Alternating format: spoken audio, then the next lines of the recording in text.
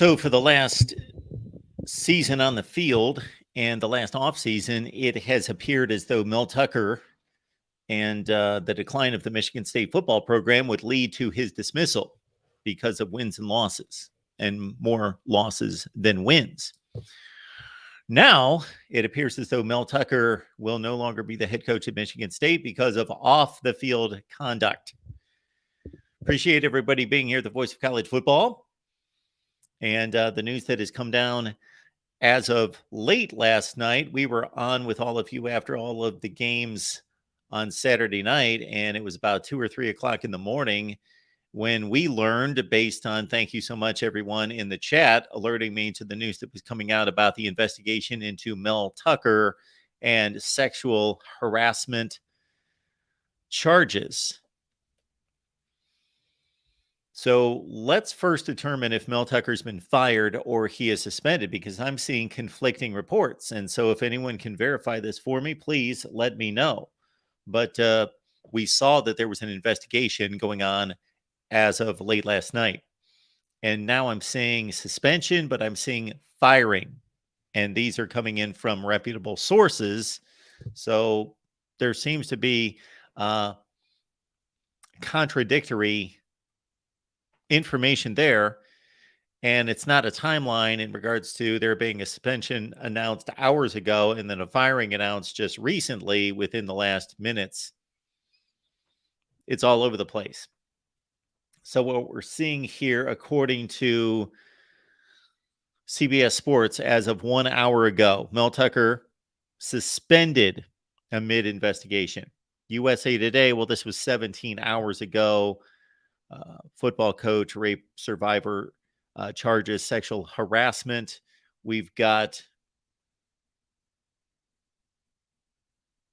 the Detroit News.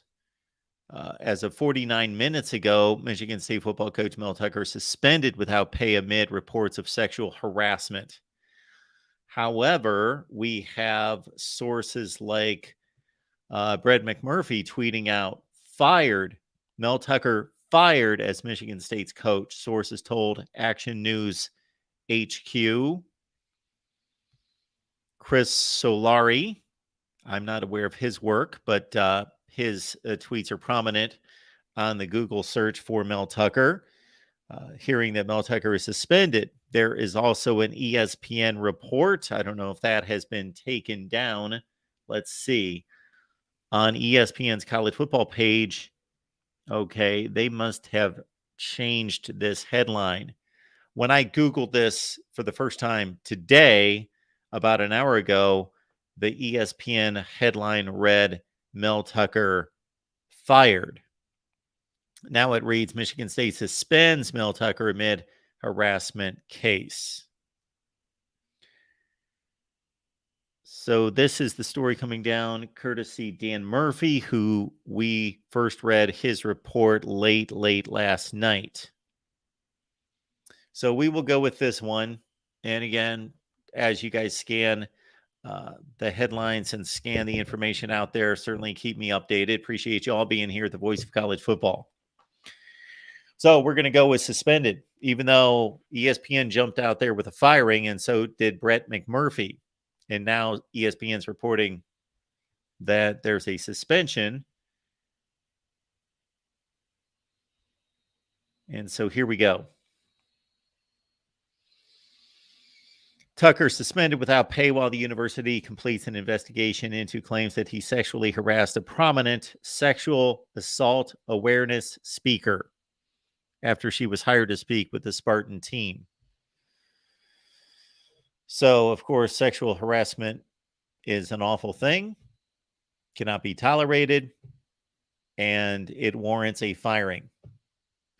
The stupidity in this matter is beyond the morality, is that Mel Tucker, if proven to be the fact, to be the truth, sexually harassed a prominent sexual assault awareness speaker who spoke to his football team.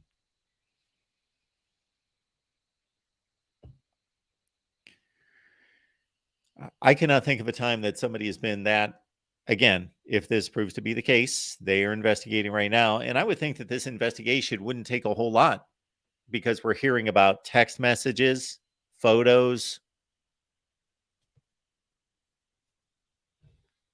All you have to do is put 2 and 2 together. Text message. What was the source of the text message? What is the text message? Okay, the source is here. Mel Tucker's phone. Boom.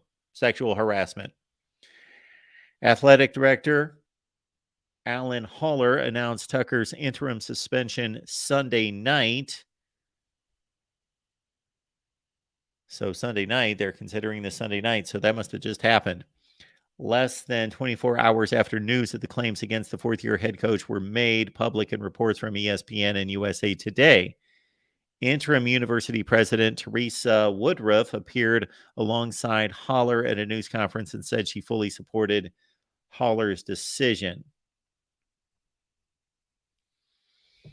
It is the right decision to make. You let the investigation go on, you suspend the coach, and you investigate. Innocent until proven guilty. However, when it's that serious and it's going to cause that much of a distraction, then you remove the individual. The university's objective has been and remains focused on conducting a fair, thorough, and unbiased investigation and allowing the processes to play out.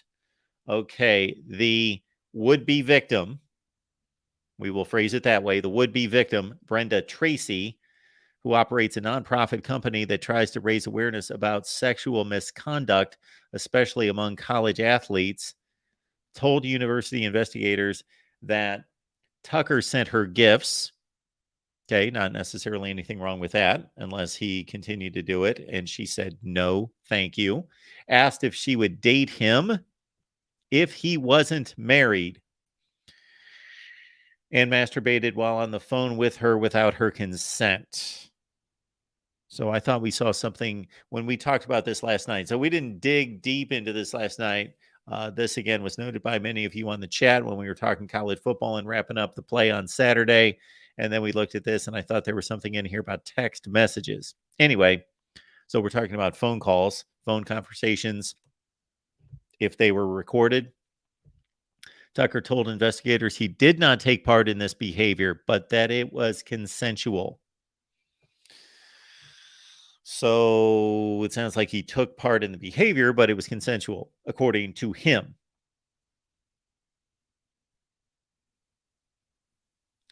Harlan Barnett, many of you are familiar with him, former Michigan State defensive end, linebacker. Harlan Barnett will serve as interim head coach in Tucker's absence. Former Spartan head coach Mark D'Antonio is also returning to the team to serve as an associate head coach starting this week. D'Antonio retired in February 2020. Haller, the AD again at Michigan State, said he was first made aware of the complaints in late December.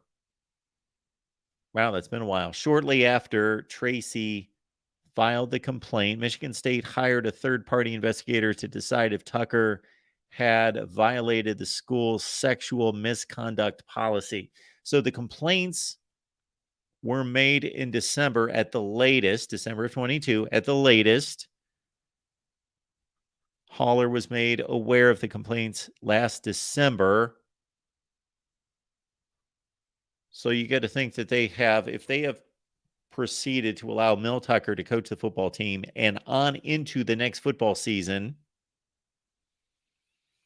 that they have learned something. They have learned something like now. They have learned something recently. Otherwise, look at the Northwestern situation with Pat Fitzgerald.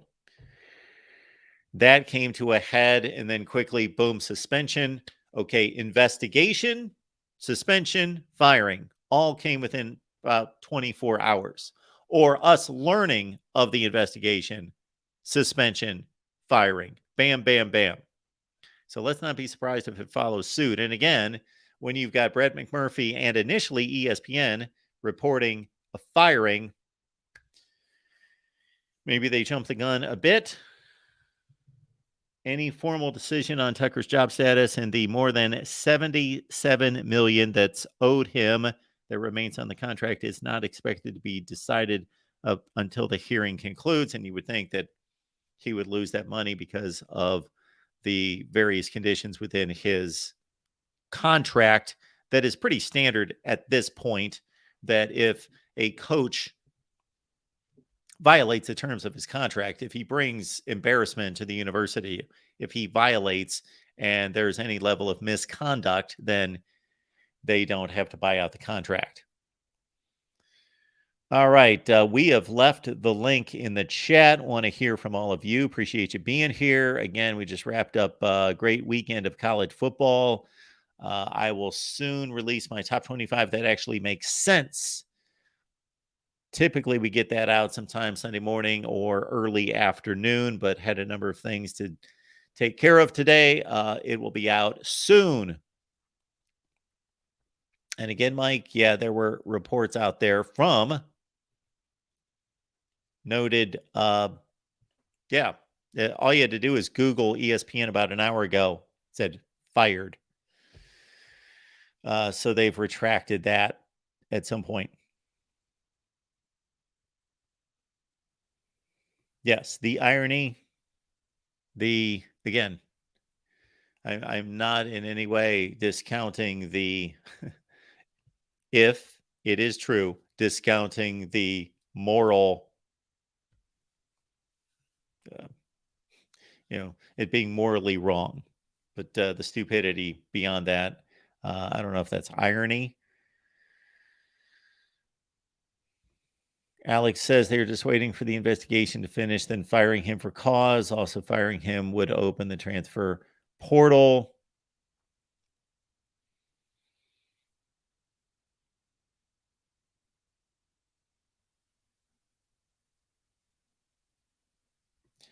Mike, I just think that's pretty standard that there's a morals clause attached to all these contracts now. That if there is just cause to fire somebody, meaning non-football related, a misconduct, something that's going to bring embarrassment to the university, I think that's pretty standard stuff. Now they're handing these coaches $8-9 million per year. If a university does not put that in a contract these days, then they are negligent. Exploring with Ben's here. Catch Ben and the crew, the cast of thousands, on College Football After Dark. I believe that's going to be at 10:15 Eastern Time tonight. Typically at 10:15 Eastern Time tonight, College Football After Dark. Yes, this could be a blessing in disguise, Tim. Awful contract, overrated coach. Now, we say that after one bad season and 2 wins now over inferior opponents, but it certainly appears, based on the loss of talent and the inability to acquire as much talent as they've lost, most of us believe that Michigan State was headed toward a awful, awful season.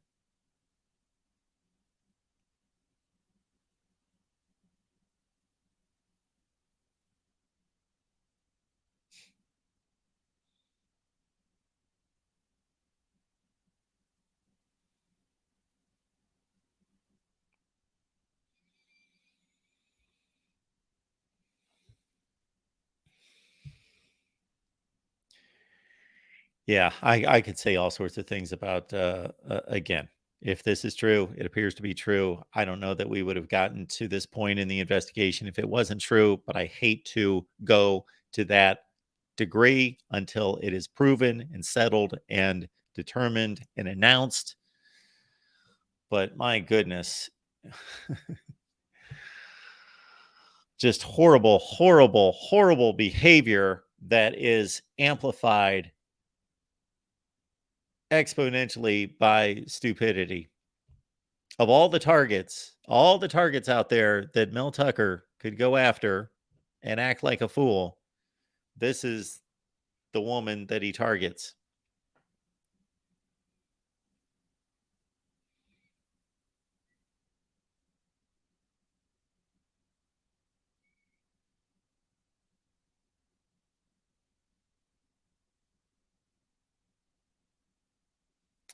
Exactly, Darrell. We always want to find out the facts, all the facts, have the investigation be complete before there have been so many people, unfortunately, in this world, in this country, throughout history, who have been unjustly accused and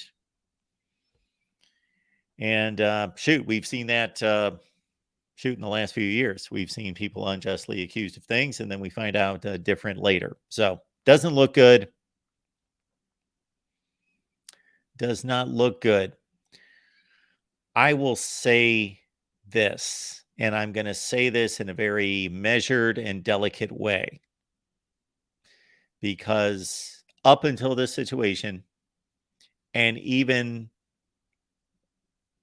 because the situation has not completely been vetted out, then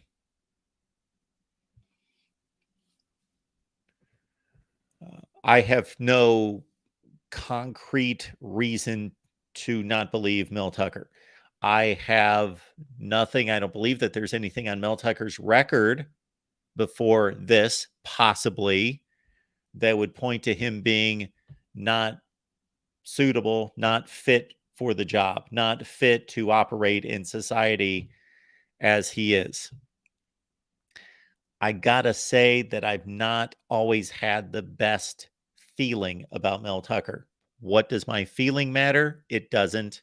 It does not in any way matter. My instincts, my feelings, the vibe that I get from individuals, certainly I put that to the side, especially on here, because we want to be fair to individuals, but I never had the best vibe about Mel Tucker as an individual. Again, I've never stated that, didn't feel that it was appropriate to state that. Still, to a certain extent, not appropriate to state that because he has not been proven guilty.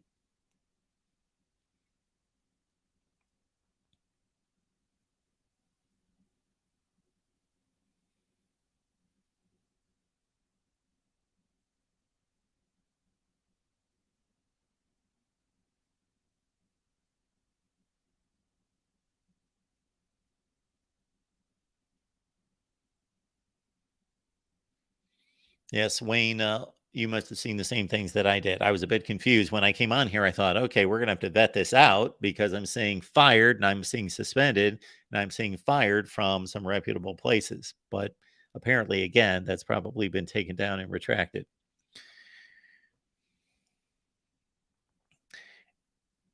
And I would have to think that this suspension comes at a time in which Michigan State knows that the conclusion to this is coming soon. They don't want a head coach to be on suspension for a long, long period of time. When has that ever happened? That a coach has been suspended for a long period of time with his fate hanging in the balance. Now, of course, Jim Harbaugh is suspended for a much different situation, and he's retaining his job. He still is the head coach at Michigan. He is still active. He's just being disciplined, and so it's all said and done. It's not an ongoing investigation. It's said and done.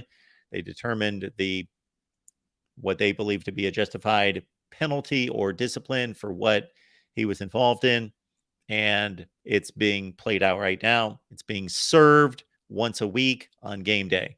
Urban Meyer, a more egregious act, according to the NCAA, that was served within a 3-week time basis. But again, we had a situation where the suspension was being served and the conclusion was already determined that suspension was justified and that suspension was the result of the finding. Now, this finding is still out there.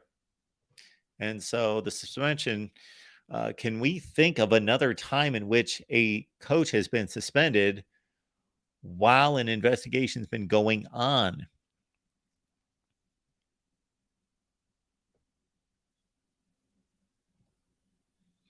Again, this seems to be falling in line with the Pat Fitzgerald Northwestern timeline, in which there was a investigation announced.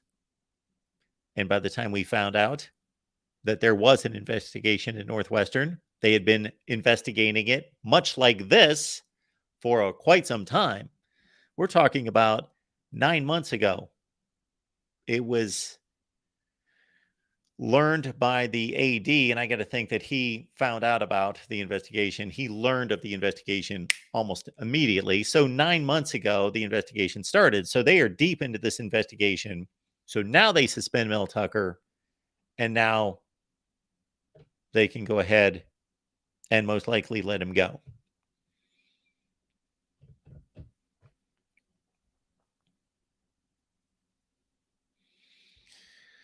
Peter is letting us know that firing would be insane this fast. Again, 9 months of investigation. I'm no lawyer, no legal type. So I admit that. Northwestern did that, and they are facing lawsuits. Well, in that circumstance, you have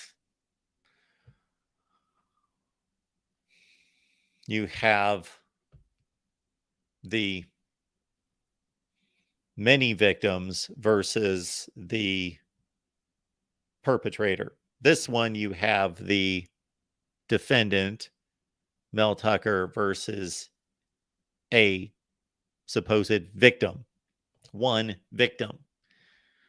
Now we may find out, as has been the case with celebrities at other levels in other industries, that a slew of women could come out in the next month to 10 days to 2 weeks and let us know that they have been violated in the past.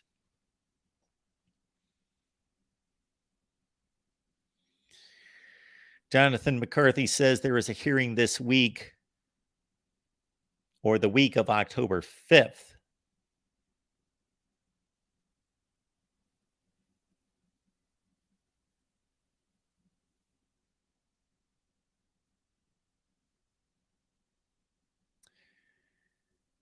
So again, I would, So we have phone conversations and we have gifts given. That can be traced. Phone conversations can be traced to a certain extent. They can find out the length of the conversation, the source of the conversation, the source meaning the phone numbers involved. But what was spoken over the phone, that's where it gets a bit tricky. That's where it gets a bit tricky.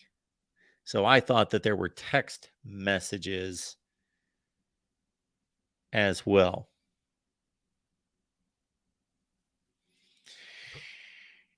And we know from human history that in these situations, there have been countless times, unfortunately, that it's been true.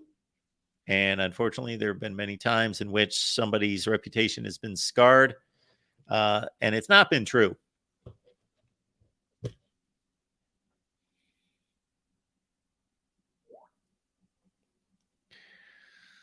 All right. Joe, thank you so much for the comment here. The Mel Tucker situation, the same way they did Mike Price when he got the Alabama job. Straight up set him up, sent a honey pot to drum up charges to not pay his contract. Yeah.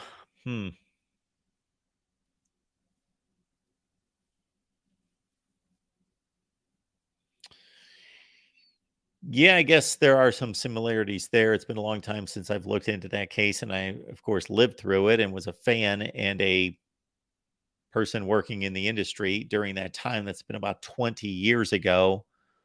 That involved what? Prostitute, hotel, all of that. Correct?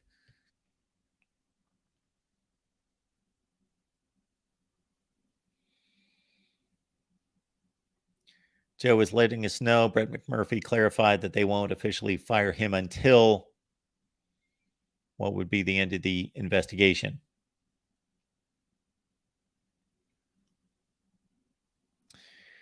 Mark D'Antonio coming back, but just coming back to the coaching staff. Okay. Well, certainly he can help. In a football sense, he can certainly help. He knows his stuff. He knows the university. Yes, Tim, not the smartest move.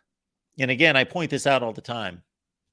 And I got to say, I said this to a family member or group of family members a couple hours ago, and they at first weren't necessarily understanding. Yes, horrible, horrible, horrible. I cannot emphasize horrible things to do.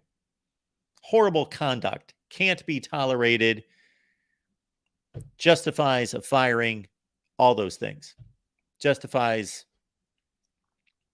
whatever else is under the law in terms of any kind of retribution. But what strikes me is the stupidity that if you are going to behave in this manner and take that chance, I'm sure many of you could come up with a great analogy of another situation, another industry in which, uh,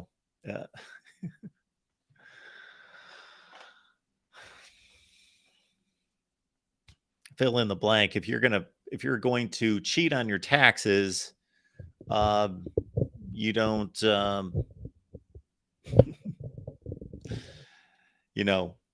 start a relationship with a tax accountant.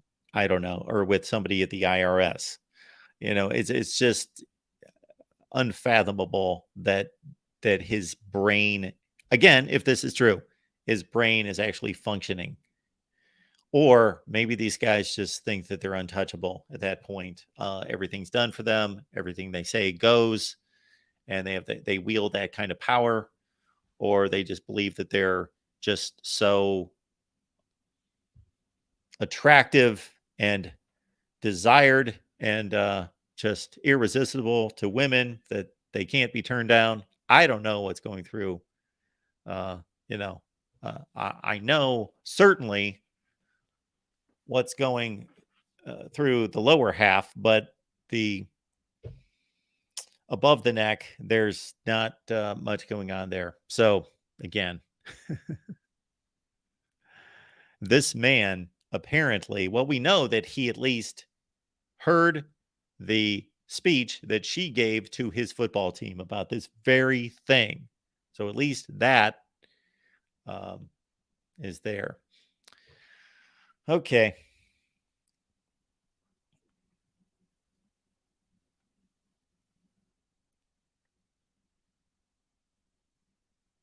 Yeah, and it could be a big setup.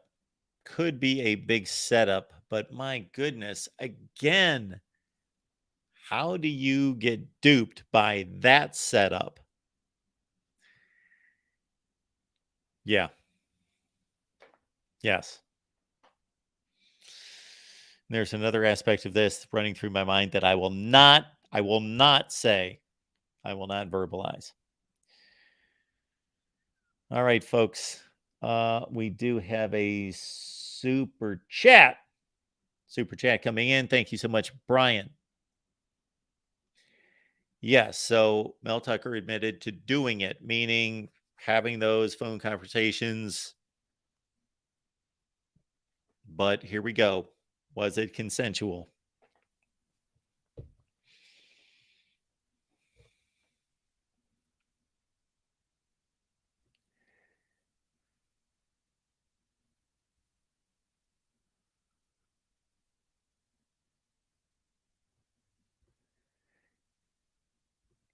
If something like this is consensual, I don't know where this woman lives, but at some point early in the, I won't call it a relationship, but it is a relationship of sorts in this acquaintance that you have a face-to-face meeting, you have a date. And so if he can prove that, yes, she reciprocated in some way, but of course he doesn't have to prove that. He shouldn't have to prove that.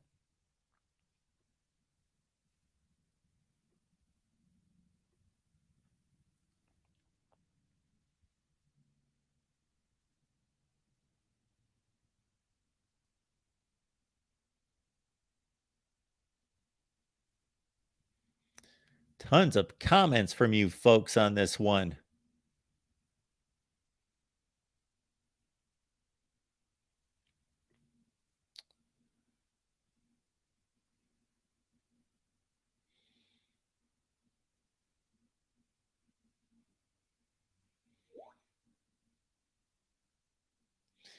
And yes, we also have, although this is not a legal matter, is just a moral and ethical matter, that he's married and has 2 children. There we go. All right. I pretty much delved into this as far as I would like to, unless anyone has more meaningful information to propose or has any comments they would like to hit me with directly here at the Voice of College Football. I will leave the link here. And also, otherwise, we can stay on the line and talk some college football. I got so many phone calls last night. I appreciate everybody being here, about 240 strong after the Alabama loss against Texas and also an Oregon Texas Tech game. Those were the 2 headliners in prime time last night. Also, Washington State defeating Wisconsin. And we will work on our conference rankings with the thought that, of course, there are so many more games to be played between these conferences, but for the SEC, they really don't have an opportunity during this regular season to prove to be the best conference. They have pretty much wasted their opportunity to prove that they are still the best conference in college football. They have wasted basically all the big matchups. They will have 4 more matchups against the ACC at the end of the season, as they typically do, and those don't look too favorable. Georgia Tech is South Carolina, Clemson. Who knows where we will stand with those 2 teams by the end of the year? They have both been tagged with a pretty convincing loss. Florida State does not look like a good matchup for the SEC right now, and Louisville, Kentucky again look very comparable. Could be a really good game between those 2. Other than that, Ole Miss and Georgia Tech get together this week. Arkansas, BYU get together this week. But we are going to dive into conference rankings, and we'll do that and then update, of course, after week 3 or week 4, because we've got a ton of games between most notably the ACC and the Big Ten this Saturday. Looking forward to those matchups. And I have marked down some video topics coming up for this week. So top 25 that actually makes sense. As soon as we get done here, I'm just about got it complete. I want to make sure I haven't missed anything.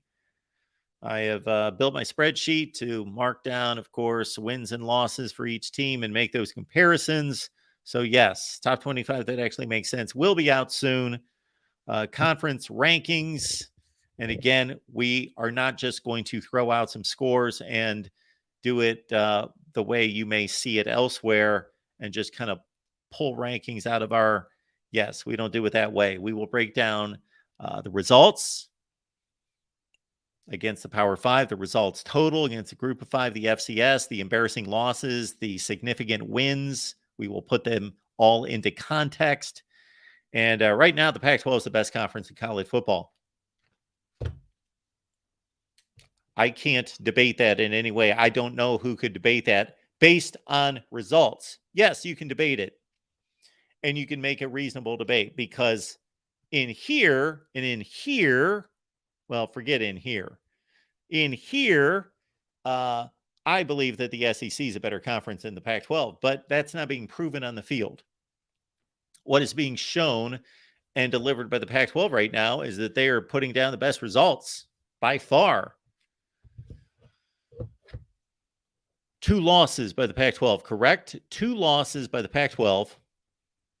And let me share the link.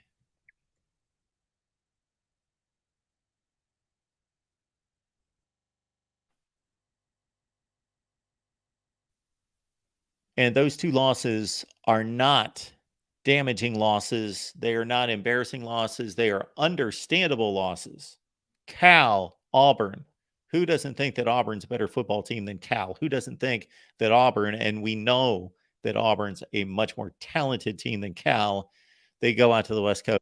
They barely survive, and Cal missed 3 field goals. Now, missing 3 field goals is part of the sport, but still, it is not the football aspect of the sport.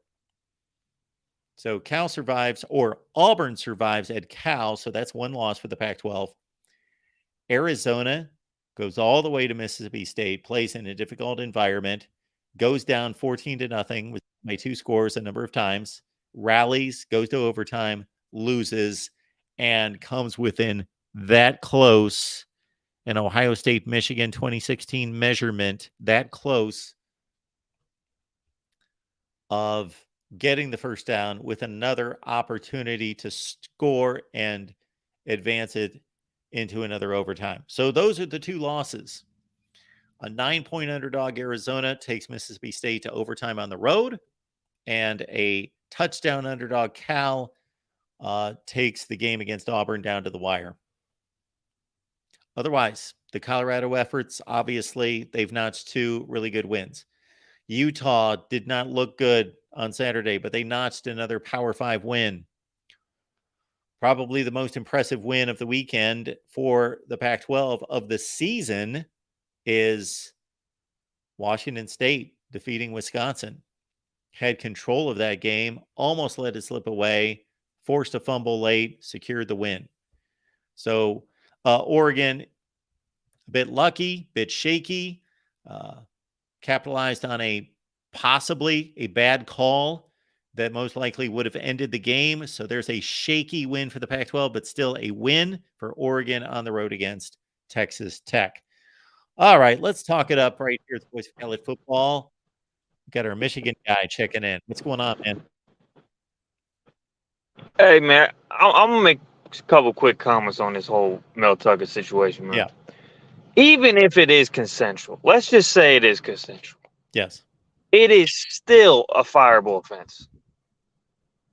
You want a coach who's married, has 2 kids. Yeah. You have a spokesperson. This isn't like some random person he did this with either. Sure. Yeah. On top of being married, you have a person that you, as part of the program, is an honorary captain who has terrible experiences like this in the past, who comes to programs like this, and that's the person you choose to have an quote unquote, if it's consensual, affair with. I'm with you. I am with you 100%. Now, you are speaking ethically and morally, as I am, and totally agree with you. And from a business standpoint, both. So I'm taking this on. I don't know where you're coming from, but I'm taking it on morally and ethically. That's wrong. That's horrible. But I'm also saying from a business standpoint, do you want, a lot of companies make decisions because of business reasons, obviously, but in terms of PR, where maybe they would rather spare an individual, but they have to do what is best and puts the company in the best light. So from a business standpoint of running a business of sorts, yeah, you can the coach because you don't want him representing. He's the most famous person on campus. He's the most famous person representing your university. But when you say fireable offense, I don't know if it's fireable by contract, meaning I don't know how detailed his contract or any other coach's contract is about misconduct. I know that they're becoming more and more specific because of stuff like this.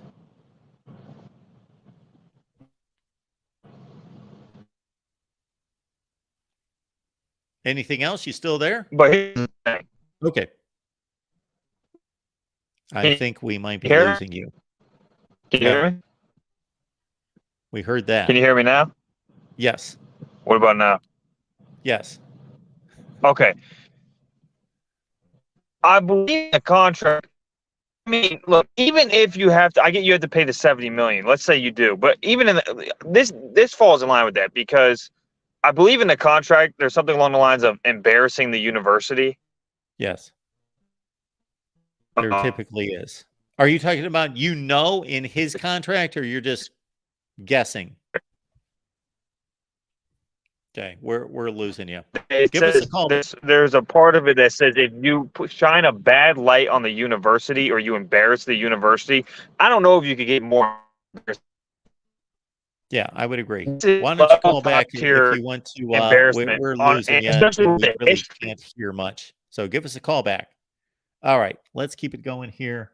We've got Tim on the line. Tim, what's going on tonight? No, just the Mel Tucker thing. I think that Go Blue's on to a point there. I'm not a lawyer, but it's, even if it is consensual, I agree that the man has made an embarrassed university. And on that note, coaches have been fired for on the same levels before. We don't know what's written in the contract, but clearly his behavior, whether it's true or not true, if he had any type of consensual relationship with this woman in this kind of a way, it's gonna be a bad scene. And he's probably arguing consensual because knowing he's still going to get fired, but thinking he can walk away with a portion of that contract. And consensual, the fact that it probably is a lot of like evidence against him as well. We're probably not talking about circumstantial evidence. I'm sure he got together, which any smart person is going to do, and talk to lawyers. I have no information. I don't know if he's guilty, innocent, or whatever. It's just for him to admit to that. Generally, it means that there has to be some kind of physical evidence that probably is irrefutable. There must be something there. Otherwise, even if you're innocent, you're not going to come out and say things like that. You're going to let the thing play out and then handle it in court, because this will be going to court. Why is he trying to get out in front of it? Probably because they have something. And I'm making pure conjecture here. Why would you admit something like that before it goes to court? So there's just that. But I didn't call to talk Mel Tucker. It's again, this is sad. Some people are sick. I want to believe these are sick people. They just have issues, and and just they happen to be in the limelight, and it's what's going to happen to you. What he's done is horrible. It's wrecking lives. I had to delete. By guys, someone actually typed the names of his children in the chat. Well, what are you even thinking? I removed it. But we don't need to do that. There are people whose lives are being hurt by this that had nothing to do with it. Let's try to keep family and stuff like that out of it. Let's also not politicize this. This isn't one's or the other side of the aisle. What's going on? No. This is a sad situation. It appears to be a very sick person doing really weird stuff. So just let it play out, I would ask, and I'm sure there's gonna be more information coming out. But also, let's not assume this is a setup and this woman's not a victim, etc. I don't know. We don't know. So maybe let's do the thing that we don't do in society, and maybe just sit back and show a little class and say, I don't know what's going on. I'm not going to try to guess what's going on and say we can always. Everyone has history, and this stuff touches a lot of people and whatever. And there's a bias. Instead of going that route, you can run to Mel's defense. You can run to this woman's defense. Or maybe you just let the actual facts come out before people start impugning people in public. No, it's just bad. It's just a bad practice. And it's not just this chat. I mean, people do it in culture all the time. I want to talk more about just how the first couple of weeks of football have been shaken out. You said that you thought the Pac-12 was the best conference, but I'm looking at the ACC. I really haven't followed it that much. If you talk about wins, by far the most seismic wins have been by the ACC. Looking at that win, I mean, the best win I think of the season so far. We don't know how good LSU is, but seeing Miami and again against LSU, seeing Florida State playing the way they're playing and taking down big time SEC schools that everyone just believes are going to be better than them. It was interesting to see, and I can't help but think that this has something to do with NIL and the transfer portal starting to balance out the talent out there. Miami clearly has really done well in the transfer portal and with NIL. I was watching Maui Goa, the starting right guard, and guys they're making difference makers. Times are changing. I said a little over a year ago, I said, there's no way all these rules come in and it doesn't change the landscape of football. Yeah, you've made that comment many times about NIL and even the 12-team playoff and the opportunities given spreading things out and shifting the power around. But yeah, Alabama, LSU, Texas A&M all go down at the hands of, well, two of them ACC teams. I think that in some ways Texas's win was more impressive, but Florida State's win was certainly more dominant, much more dominant than Texas over Alabama. So yeah, there's not a whole lot of great wins out there. I say this all the time because these type of teams don't get together enough. So the ACC's got one just enormous win over LSU. Then the South Carolina win's a significant win. It's a strong win. And the Texas A&M win by Miami is a strong, significant win against a talented team, if not a real good team. We don't know. Yeah, we don't know how good any of these teams are, right? I mean, well, at this point, we're starting to learn. We're starting to learn. Yeah, and so I'm interested to see. Yeah, none of the Pac-12 wins really have been a challenge. They've been winning impressively. Like, again, the way you're supposed to win, if you're playing an inferior team. But I'm looking back on the Pac-12 wins, and there really aren't, I don't think, any impressive. Even the one now when the Cougs went into Madison and won at Madison at Camp Randall, that's huge because you're playing on the road in the Big Ten and getting that win. But how good is really that team going to be in year one or fickle? It takes time. I mean, there've been some coaches that get lucky and have a great first season, but other times, most of the time, it takes time to build that team. Well, they weren't that good last year. They were okay, but that was one of the worst Wisconsin teams in the last 15 or 20 years. They went 6-6. But what I'm saying is we don't know that team's going to be any better than 6-6 as well. Watching their first two games, they look like they might be a 6-6 team. So yeah, everything that you're saying, and I know that I'm going to hear this when I release my rankings, and I get people's points because they're going to say, okay, why'd you rank them there? And I'll say, well, they beat them. And then they're going to say, well, how do we know that they're any good? The team that lost the game. Well, we can play this endless cycle until we get a resume for anyone.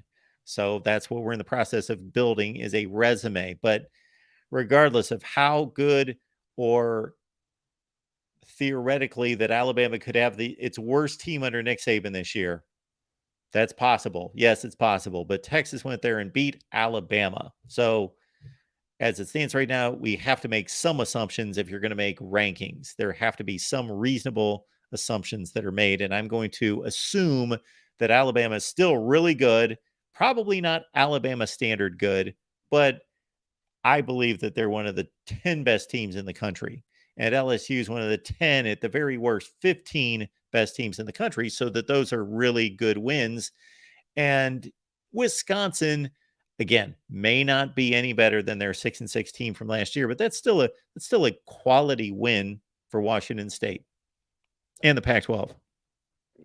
Yeah, I didn't have a chance to actually watch the entire game, Alabama and Texas game, but it's just showing you that in modern college football, more than ever, having a quarterback to navigate your team. I mean, it's clear that Alabama's, as far as the recruiting services are concerned, are one of the top two as far as talent is concerned in the country. If you go strictly by recruiting rankings, they are up there, if not 1, 2, just based on their rankings over the past 5 years. But to roll out, Tommy Rees as your offense coordinator, and to have Miller out there throwing the ball around, just throwing, like, it looked like that one interception, he threw it right to the guy. I mean, it wasn't like the guy jumped a huge route. It was like the guy was there and he just missed that read and threw it right to him. And I made this comment looking at Milroe last night versus some other quarterbacks that make mistakes. It seems as though he's not even at the level where he is making the read and he's misjudging it. I think a lot of quarterbacks, they see it, but they misjudge either the defender's ability to cover ground, their arm strength, a number of things that they're misreading and mistiming. But they saw it. They just decided, I'm going to make that throw. Because we've all seen, and I'm marveled by, especially we see this during the NFL games more so, where that ball is when it's on the tip of the quarterback's hand making the throw versus where it winds up and where all the people downfield wind up when it's delivered. There has to be a ton of great anticipation on a lot of these throws that are made. But Milroe looks like on a couple of those throws and the 2 picks in particular that he just didn't see the guy. He was locked in on somebody and determined I'm throwing the ball there. And he didn't even try to read anything. Yeah. No, I got that same feeling as well. And I agree with you. Sam Darnold had a lot of that. Actually, when he went to the pros as well early on, if you guys a big arm talent, I know, Carson Palmer was all like that at USC. These guys are used to they have these huge arms, and they forget that these defenders are getting faster. The windows get smaller. But I agree with you. That throw, looked like he threw right to him. It's like he literally didn't see him. So you can't just roll out anybody. I don't care how talented your team is. You need, if you want to win championships or if you want to win big games against top 15 teams, you're going to need to have one of the top 10 quarterbacks, I believe. Yes, because I know that coaches like to say, and in a sense, they're right on certain plays with this cliche, but they know that they're wrong in stating this. But the coach in them wants everyone to be on the same page and wants everyone to know, hey, we need all 11 working together and doing the right thing. But you can have a successful play and you can have a breakdown at left tackle. You can have a breakdown if it's a running play at wide receiver. You can have your wide receivers whiff on blocks. Does it help when they do block? Of course it does, but it's not necessary. If it's 3rd and 5 and you decided we're going to run the ball, you can get a first down. You can have, one of the tackles blow up a block and the quarterback still step up in the pocket and still release it. So these coaches say all 11 have to fulfill their assignment for us to be successful on every play. All 11, if there's one breakdown, well, that's not entirely true. But it pretty much is true at the quarterback position. Everybody could do exactly a perfect assignment. And if the quarterback throws it too early, too late, bad throw, whatever, bad decision, he can sabotage the whole play. Or the wide receiver, if he drops the pass, everybody else could have done exactly what they were supposed to do, and he just sabotaged the play. So there is that, and the quarterback is the guy that obviously makes it all go. So, yeah, he can sabotage a game more than any other player.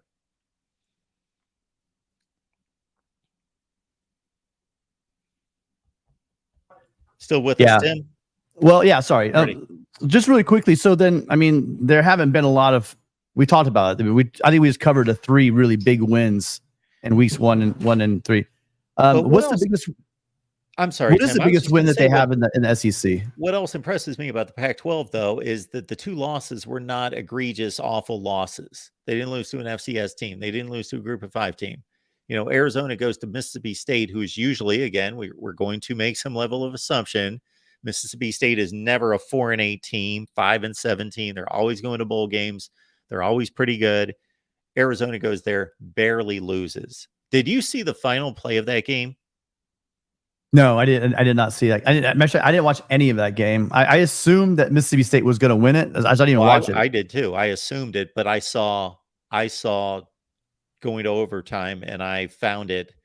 And if you see this play, and I'm not saying that the refs blew the call because they didn't necessarily, it was one of those, it comes down to a spot, but Jaden DeLora is running for his life. He is circling like 25 yards behind the line of scrimmage on like 4th and 16 in overtime.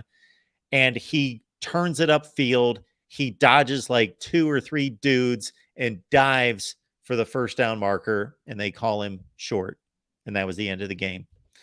That's why I know it sounds almost like an apologist level when I say it. But when I say that the Pac-12 has good offenses, that you need a good quarterback in order to make sense, and to win games.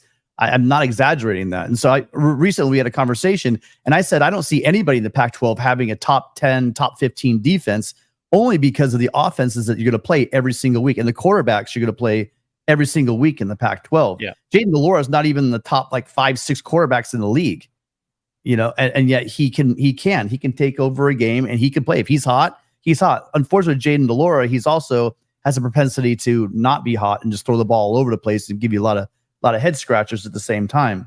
But I'm looking at these Pac-12 defenses and the ones that are really bad, like Arizona has a legitimately really bad defense, and Mississippi State only put 307 yards on them at home. See, those are the little numbers I'm looking at when we talk about this conference or that conference. Yeah. We always hear about how crappy the defenses are in the Pac-12, but yet when they play out a conference, everyone has these offenses that are just absolutely anemic. And so your defensive numbers are going to look really good. But when you play in a conference where you have offense that are dynamic with playmakers and stuff, you're gonna. I don't care how good your defense. Look at Georgia versus Ohio State last year, right? I mean, Ohio State has issues on defenses, but Georgia has a very good defense, right? You guys put up great numbers against them, didn't you? Yes. So when you have a dynamic offense go up, even against a great defense, you're going to give up tons of yards. If you face those kinds of offenses 3, 4, 5 times a year, you're not going to have a top 20 defense. Good luck trying to do that against Michael Penix, against Bo Nix, Caleb Williams. Good luck trying to do that against these offenses because you're going to have trouble. Last year against UCLA. So people need to temper that whole, this conference is soft. They don't play defense. Yet when these schools go out of conference, and I wouldn't even say Arizona's not one of the top offenses in our league, and they're going up and putting up 340, 350 yards against Mississippi. 400. So Arizona put up 431 yards to Mississippi State's 307 and lost that game. Cal misses half dozen field goals. If they just kick a couple of field goals, they win the game. Yep. And this is the vaunted SEC, and those are two of our bottom school. Now, again, the teams that they're playing, Auburn and Mississippi State, aren't exactly tearing up the SEC, but you're doing apples to apples. I'm just not seeing this domination that we hear from a couple of your callers all the time. And those seedings of those teams, and again, we got to make assumptions because we don't know how it's going to end. But Arizona's place in the Pac-12 is roughly where Mississippi State's place in the SEC is. Cal and Auburn are roughly about in that same tier until Auburn elevates. They're expected to at some point. I don't know if it's going to happen this year. Wisconsin and Washington State, I'm looking at this, and Wisconsin has two just tremendous running backs, and we know about their offensive line play, Ches Malusi and Braylon Allen. They combined for 19 carries and 69 yards against Wazoo. Yeah. So it's going to be interesting to see how it plays out, but it is kind of clear to see the same time that maybe, like I thought, because there's no way, Mark, that you could have these changes regardless of what people were saying was being transpiring behind closed doors, whatever. It looks like the talent's balancing out across the board.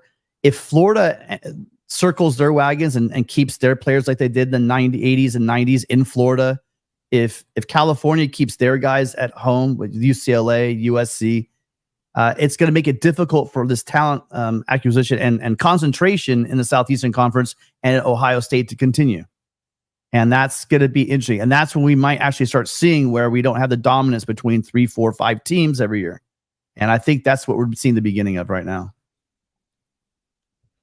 So I found that interesting. I'm going to let you go. I don't know if you guys want to keep listening to me, but I do absolutely think that the landscape of football was going to change. And the Real made a good point. You're right. This is a small sample size, but you can see, you can see the difference on the field.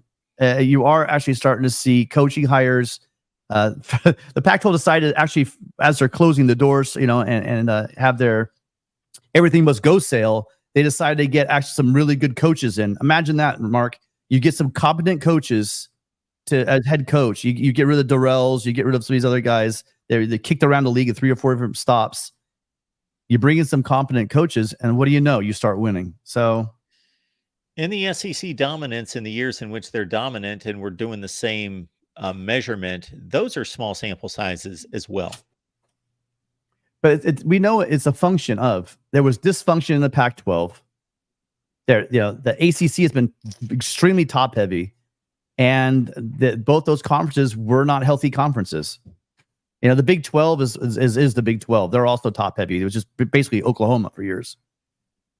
And when you have those situations, and then you have a rabid fan base, and you have the ESPN money behind you, you absolutely can take over like that. And they did a great job. They didn't do anything. They were smart. They stayed at 8-game conference. They played 4 cupcakes every year and engineered a little over a decade of dominance. And hats off to them. But that's over now. That is over, especially at the Big Ten getting stronger now. Well, you're predicting that it's over. It's not officially over. We've just seen 2 weeks of results. I'm going off of college football. It doesn't matter who won 2 years ago, 3 years ago, last year. It matters who your ball this year. The play on the field this year, as I'm saying right now, the dominance as of week 2 is over. Sure, maybe they go on a tear and they play as Darreel's dream comes true and they have 4 teams in the playoffs, right? Whatever we have going there. But the 12-team playoffs going to change a lot of things as well. You can't lock teams out that may actually be pretty damn good anymore. Yeah. You know, even if they drop a couple early games because of injury, you know, the big part about this I do like about the 12-team expanded playoff, I do like if you have a team that has their starting quarter. Let's say Utah, right? Rising's out, Keefe's out, a couple guys on defense are out. To start the season, they drop a couple of games early, they look unimpressive, whatever, right? They lose. But then you get those guys back at the end of the season, and you could beat anybody in the country. The 12-team playoff, it might be a tougher road for you now, but we will see the best team in the country at the end of the year most likely has the ability to win a national championship and can't be buried in week 3. The downside is that we lose the magic of every week counts, which is truly the thing that makes college football special, is that you got to be ready from week 0 to week 12, 13 every year in order and to win a national championship usually. Unless you're in the SEC, then you always get a mulligan. By the way, I heard this last night. Hey, I heard this last night. It was on the broadcast, the Fox broadcast of the USC game. Like, yeah, look at that schedule. You know, the good thing about this schedule is if they go through the schedule unblemished, they should be in the playoffs. I'm thinking to myself, okay, wait a minute. What about with this schedule? They lose 1 game by 3 points in overtime to Washington. That's a blemish, so that they shouldn't be in the playoffs. I mean, it's almost like the narrative's already starting. It's kind of weird. Yeah, I can't do the whole conspiracy because it was on Fox. But I'd like to say, well, if they go unblemished through this schedule, I thought that was a weird statement. Kind of stuck out to me. That's like I heard and I heard this more than once. So any announcer can slip up at some point and say something. I sometimes say something on here that I think, okay, back it off a little bit, Mark. You didn't really mean that. You know, when you're on here enough, you're going to say something that you're not fully convicted in. But I heard several times on the Miami Texas A&M game that isn't this great? Isn't this can't you just feel what college football would be like when Miami's back? Isn't this great? And I'm thinking, whoa, hang on here. Miami is winning a game against a team that's really talented, but that went 5-7 last year, and they are winning 1 game. Let's not go crazy about that. Miami's back. Maybe they are, but whoa, hang on. Yeah, you're gonna need to see if who they're lining up against is worthy of their back. Yeah, that's what I'm saying. That's what I'm saying about the Pac-12. Pac-12 had a lot of wins, but really, it is impressive to have that line up that many wins to go unblemished. Because the reason we know is because it doesn't happen very often. And again, the losses are not bad losses. Right. Yeah. You don't have to tell the Pac-12 about bad losses. We know what those look like. Yeah. No, I agree with you. And but you also have to back off because it could also be the fact that the Pac-12 is going to probably beat the crap out of itself. So it's just the way it's what it's done. But when the Pac-12 had 3 or 4 good teams. If we were just evaluating the conference. Now, so there's a difference to me between evaluating the conference and then evaluating what's good for the conference. So, for example, when Clemson lost, and in the manner that they lost to Duke, that's not good for the ACC because we all anticipate that Clemson is needed by the ACC to show that it's a strong conference because nobody believes that Duke is going to maintain that level of play throughout the entire season. And Clemson's been a calling card in that conference, has been the calling card. But once the Pac-12 starts playing just Pac-12 games, yes, you want a team or two teams to emerge as clearly the class because you want a playoff participant. But I can't evaluate the league one way or the other because the games turn out all to be won and lost by teams within the conference. So it's a 500 result regardless of who's winning the games. Right. Yeah, I do. But when I say that, why I have confidence is they're not just winning, but they're winning in absolute dominant fashion. And I'm looking around the country, and there's some programs that are winning, but they're not not blowing the doors off of teams like they should when you have lesser competition. So it'll be interesting. It'll be interesting to me to see really how it shakes, because we may not know into, like Daryl was saying, actually, is the bowl season. It'll shake out somewhat there as well. But I'm not sure. Again, what is the biggest win for the SEC this year? You got to help me out, because I don't. I'm really concentrating on the Pac-12. The biggest win is actually a Group of 5 win. Unless I'm missing, and I'll continue to scan. Ole Miss beating Tulane. That's the best win for the SEC right now. And that was without Pratt. I think, without Michael Pratt. Good call. Yes. I love Mike Ford, but last night I literally heard him say, and he said, and this is the team that beat USC in the Cotton Bowl, when we all know it's not. One, a lot of those guys on that team are gone. Two, Pratt didn't play. So that was not the team that beat USC last year. Yeah, we have to be very careful about carrying scores from year to year. Yes, there are teams across the country that are somewhat similar to what they were last year. Florida State would be one. They had like 90% of their production coming back, and they added a ton of pieces. But yeah, if we're going to carry scores from year to year and talk about these teams that way, then TCU's great. They're in the middle of the playoff chase, right? No, they lost to Colorado. So that happened last year. Yes, that happened last year. And they worked their way into the playoffs. And I still scratch my head at how they beat Michigan, but that they were absolutely exposed in that championship game. So it was a little bit of. But you know what? When you see that TCU Michigan game, sometimes it literally, people forget about this. You don't have to be the better team if what you do is what your best strong suit is your team's weakness. And I can't even point out to you what was the weakness right there, but they played them toe to toe, and they came out ahead. Whereas you absolutely saw the talent difference on the field when that championship came around. I'm not saying there's not talent. You know, that offensive line at Michigan, top notch. Running backs, amazing.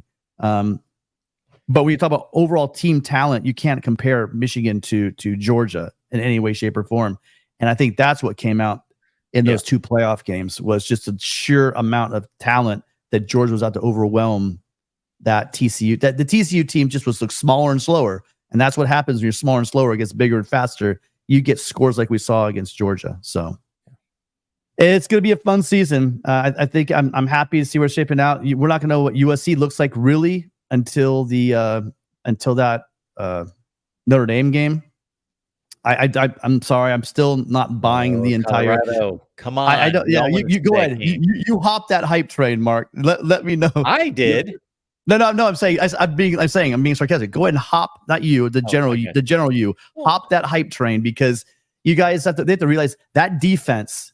That defense is horrible. You have to be impressed with what's going on right now. You have to be somewhat impressed. I could be incredibly impressed with what Coach Sanders is doing there. I'm amazing. Respect for what he did. One, because I did underestimate him. I didn't think that he would. I did too.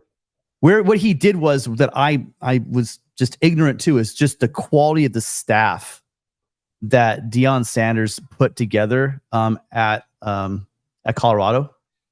That right now, to me, shines over everything. What Sean Lewis is doing in space with his playmakers, the motion he's doing. But here's the difference.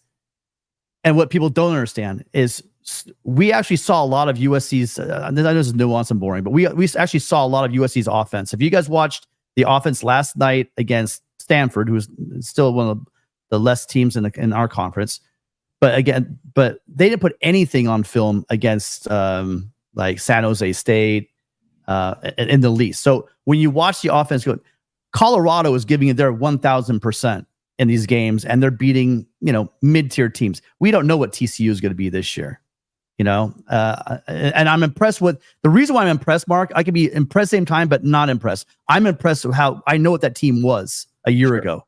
Yeah.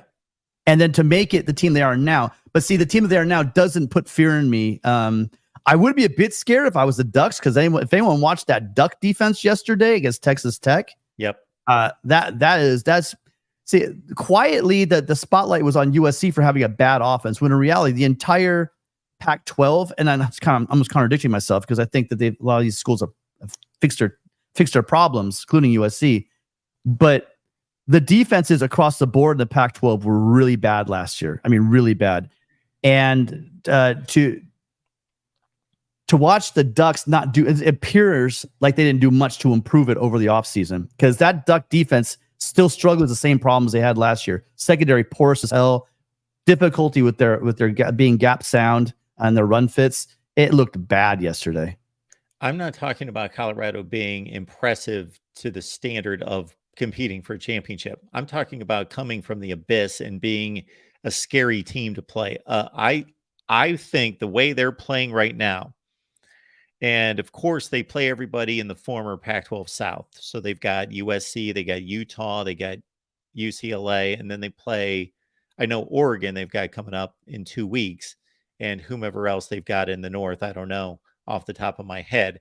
I think that they're the type team that when they play that top 5 teams in the Pac-12, there's going to be once or twice, maybe more, that they're going to be completely exposed. They're going to be completely exposed. They're going to get beat up. Their offense isn't going to be firing on all cylinders that night, and it's going to be 49-17. But they are going to hit it on an occasion or two against some of the best teams in the Pac-12, and it's going to be a scary down to the final 3 or 4 minutes of the game. Yeah, I could. Well, we'll see. I'm not going that far. I agree with most of what you said there. There was some pushback in the chat about me talking about the Oregon defense. Just a couple numbers for you. You guys gave up 456 yards to Texas Tech.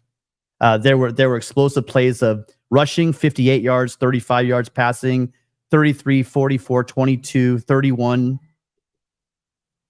30. Yeah, 3 plays of 31 yards to 3 different receivers. Let that sink in. Oregon fan, I'm not saying you don't have a good team. You have a solid team. You have a very, very good offense. Your defense is bad. Unless these are just anomalies. Maybe you can check in and let me know if you were rotating like 31 players like USC was doing the first 2 games, but I don't think so. We saw USC settle in last night and actually not play it, treat it like a scrimmage. And their defense, my one complaint, I got some pushback from my post-game show on this is they still gave up a couple of long runs. Did not set the edge. Guy got loose for 30 yards. Another guy got loose for 60 yards. And that's something that's been plaguing the USC defense.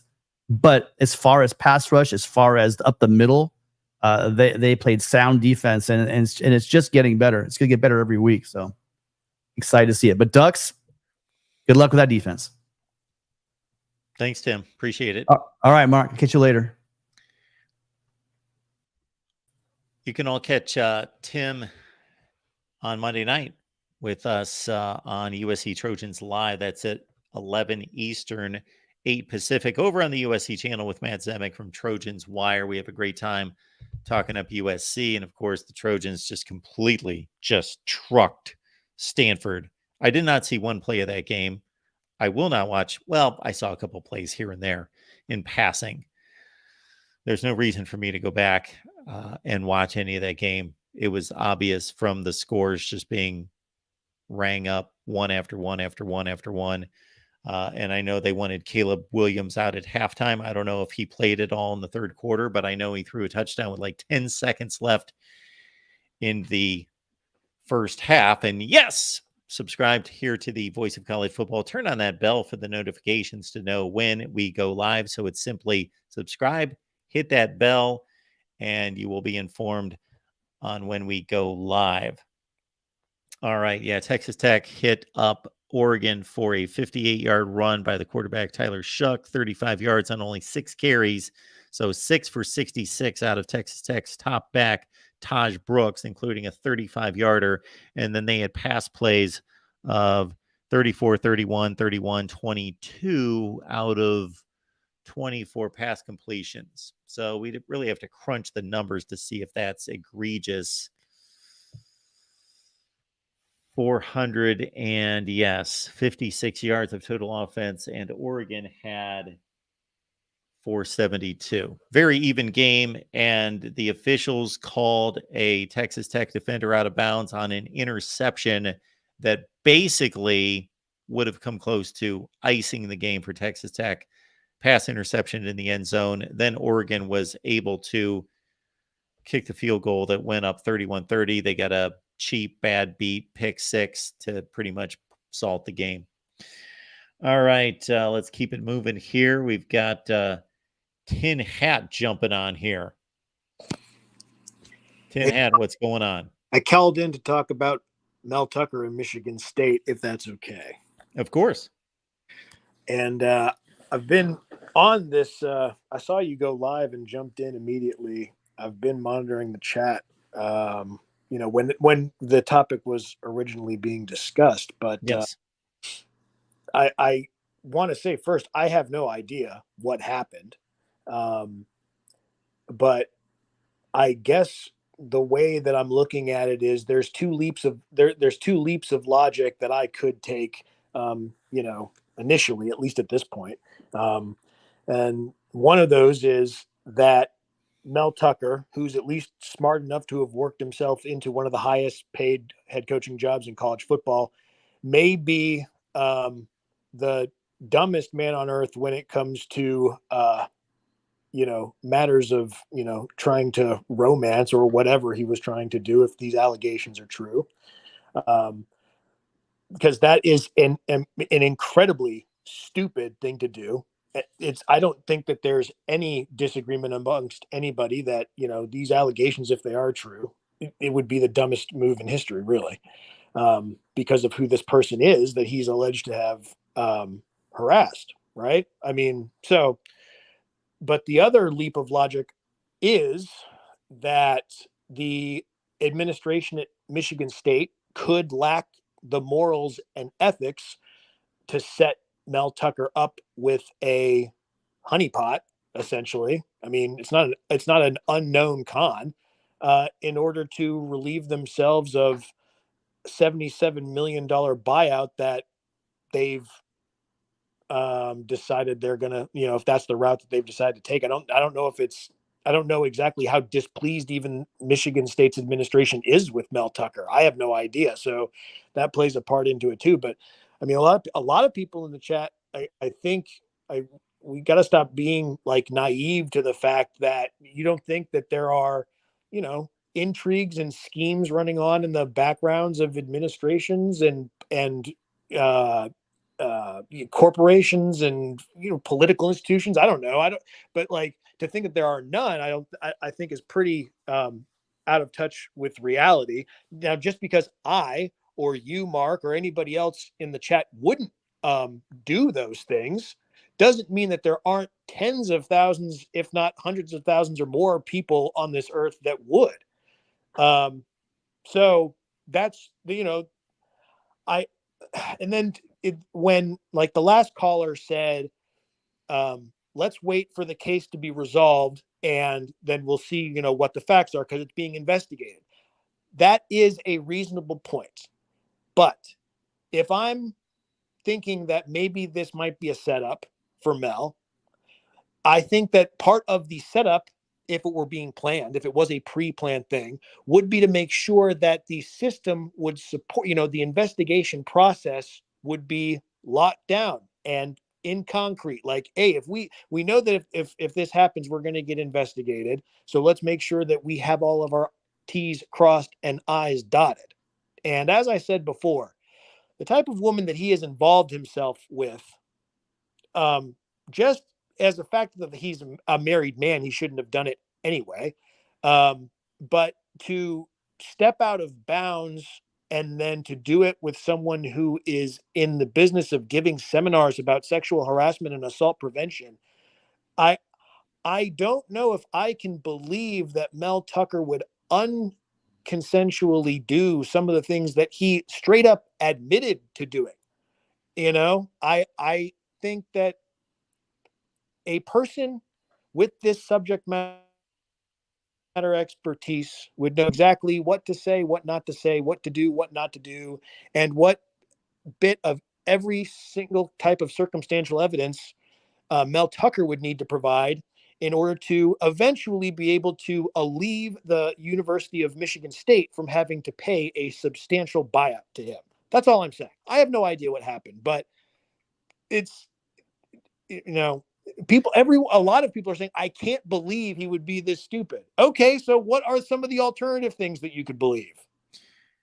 Well, we do know that there have been, over the course of human history, tons of men in very high-ranking positions, way beyond Michigan State football coach, who have done dumb things because of the opposite sex. To your point, I can't really come to grips with whether, if there was a honeypot put together by Michigan State, whether this was ingenious in utilizing this particular female or makes complete nonsense, because why would you hire her to tempt the football coach, with him knowing what she's been through and who she is and what she represents? Because that seems like stupidity on both sides. Stupidity that they would think that he would fall for that. And I am not ignorant to the fact that, when men think below the belt, really dumb decisions can be made, right? I have personal experience with that myself. I don't know about anybody else. So, yeah, that's not so hard to believe. But in the times that we live in today, I just don't want anyone who's listening to forget that there are people out there that are capable of setting up others like this. And this type of specific, if it was a setup, this type of setup has a specific name. It's so well known. And so I wanted to put it out there now, because in going back to, waiting for everything to come out in the investigation process, well, there's a good possibility that it was set up to be ironclad in the investigation process if it was set up, so that you don't question it afterwards, because the entire point of a con is to be so good as to not let it be questioned. And if it goes through the whole process and it's like, oh yeah, he's guilty, he did these things, everyone's going to go, okay, well, he's guilty, so that's it, I guess. Like, all right. I don't know, Mark. I guess I am just wearing a tin hat. I feel like I'm taking crazy pills. What can I say? No, I think you bring up some great points, certainly. And I just, this was brought to light for us late last night. We're talking football, we're taking calls, and people start messaging in the chat about Mel Tucker. I looked this up, and as soon as I read the second paragraph and got to the point at which this is this female's occupation, well, let me ask you this is what her background, I was floored. Has the administration given anything that would lend to a positive motive? Like, have they ever, is it like a well-known thing? I don't pay attention a lot to Michigan State. So is it a well-known thing that the administration is not happy with Mel Tucker? Because yeah, his season was 5-7 last year, but he went 11-2 the year before. I don't know how their recruiting standings are particularly. I think they may be a top 30, maybe. I don't remember seeing them anywhere near the top 10 or 20, but is it, because I mean, I think that, it's possible they don't have a motive at all, but have they said anything public that that they're not happy with Mel? Because that would lend to, the kinds of hypotheticals I'm talking about. As far as I know, no. And yes, we're looking at one bad season. We're looking at 2 meaningless wins, but they are wins to start this season. And we are looking at really not huge indicators one way or the other that the program is headed in the right direction or the wrong direction. A lot of people jump on 5-7 last year as being the wrong direction, me included to a certain extent. That's not what they're paying him another $77 million to accomplish, going 5-7. However, that's again one season. There are plenty of football coaches out there that are making similar money that have had a bad season. And the recruiting, the transfer portal losses have been a bit strong, not in terms of numbers, but in terms of key players. Starting quarterback, best wide receiver left. I don't know that there was anything really involved there that would point to, okay, this team's being not properly led or coached for these players to defect. We're talking about Keon Coleman, their best wide receiver, leaving because he sees better things going on at Florida State. And he was this close to going to Florida State anyway and didn't go there, even though he preferred to go there, because at that time, 2 years ago, Florida State was kind of in the similar situation as Michigan State right now, from the standpoint of we don't have an experienced good quarterback and we're not winning. So he chose to go to Michigan State because things were going on there. Was it the Michigan State players against a single Michigan player last year, or was it the opposite? I can't even remember. Oh, it was the Michigan State players. See, that's a negative. See, that's that's a bad look. Yeah, that's a bad look. See, so That's there's a lot of bad look. like there's like it's very nuanced. So like I can talk about other college football stuff, and I really wanted to say just a couple things about that because I know this topic's way more serious, and I do want to shift gears for just a second. But that guy who was on the call before me, the USC fan, had such a rice pudding milk toast taste on a take on the Mel Tucker thing, because there's a lot of different things that could lead into what's going on with this, and there are positive indicators and there are negative indicators. So everyone just like take a beat and think for yourselves, and decide if you think Mel Tucker could be this dumb, and look for any indicators that either he is that dumb, or there's behavioral stuff going on at Michigan State, or the administration doesn't want Mel around anymore. Just all the extenuating circumstances. Anyway, another thing about USC, any fan of USC doesn't have any right to talk about any other team's defense, and I don't care who they are. That guy ought to be ashamed of himself for talking about Oregon's defense. I'm not. If anyone's, USC is already giving up like 18 points a game. They haven't played anybody. Like, you think it's going to get better? You think the points per game that your defense gives up isn't going to go up when you get into conference play? Simpleton? No. I haven't seen anything to show me that USC's defense isn't going to be hot, flaming garbage again. Does USC have the same defensive coordinator this season they had last season? Yes. Did they have the same head coach this season they had last season? Yes. Did they have any talent on defense last season? Well, yes, they did have talent on defense last year, and they have supplemented it pretty considerably. Yeah, I've seen really good players. Supplemented it with, and yes, there are. If anyone thinks that Lincoln Riley didn't recruit good athletes to Oklahoma while he was there, then you're just being obtuse. Yes, he got athletes to play on the ball. It's if he has a desire to play complementary football. There is nothing that has shown me that Lincoln Riley has a drive to improve his defense, because it has been the same defense for 6 years under Lincoln Riley teams. So while I can agree with that to a certain extent, the one indicator that he is trying to improve the defense is player acquisition. They didn't just stand pat and say, you know what, we won 11 games with a lousy defense, so we don't care. No, they went out and got key players and really good players from other teams. Okay, but Texas A&M is a perfect isolated ecosystem to look. That talent isn't anything without development, and Lincoln Riley has shown that he will not develop defensive talent. So you can bring Bear Alexander in, and if you're not continuing to develop with him, he will regress. Regression happens in college football all the time, and it normally happens to players that are in programs that don't develop their position or their side of the ball. And that's what Lincoln Riley and the defensive coordinator. I don't even know his name because why the hell would I? Alex Grinch. Alex Grinch. well, The interim is Alex Grinch. Well, basically, you're taking a stance that is founded on history. You're taking a stance based on history, and I'm not saying that that's invalid. Hang on just a second. I'm not saying that's invalid because you're taking Lincoln Riley 6 years at Oklahoma and 1 year at USC to say he's never had a good defense. He's brought this defensive coordinator from Oklahoma. He sucked at Oklahoma. He sucked his first year at USC. So what has changed?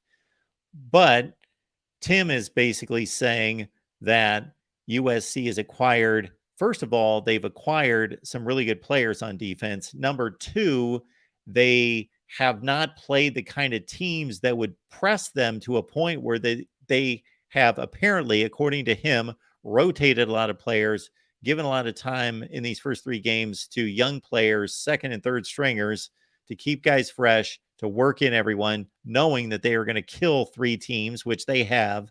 And so the jury is still out on both of your hypotheses, although yours is rooted in history. Yeah. What's this other guy's name? Is he here? His name's Tim. Oh, I'm right here, just listening to you with your brilliance. I didn't want to be rude. I was waiting for Mark to allow me to retort.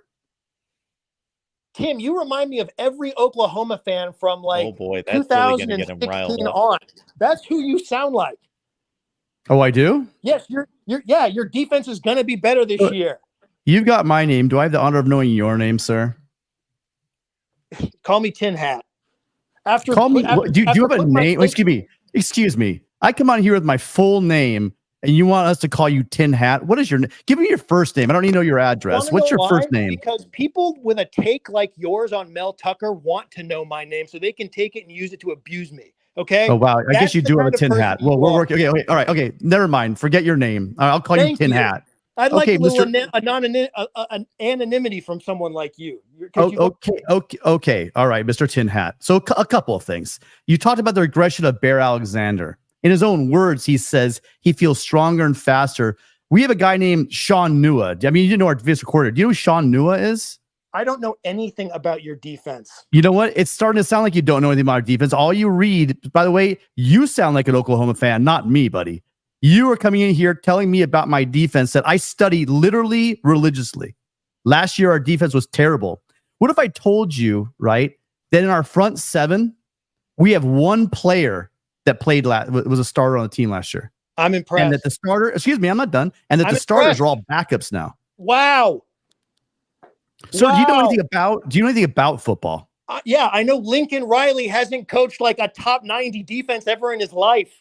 Oh, that's incorrect. So we want to be factually correct. That's truly not even correct. Secondly, what did you get? You hit 51 years. So, and also, sir, did you watch the game yesterday, the USC football game yesterday by any chance? What is the highest ranking defense Lincoln Riley? Excuse me.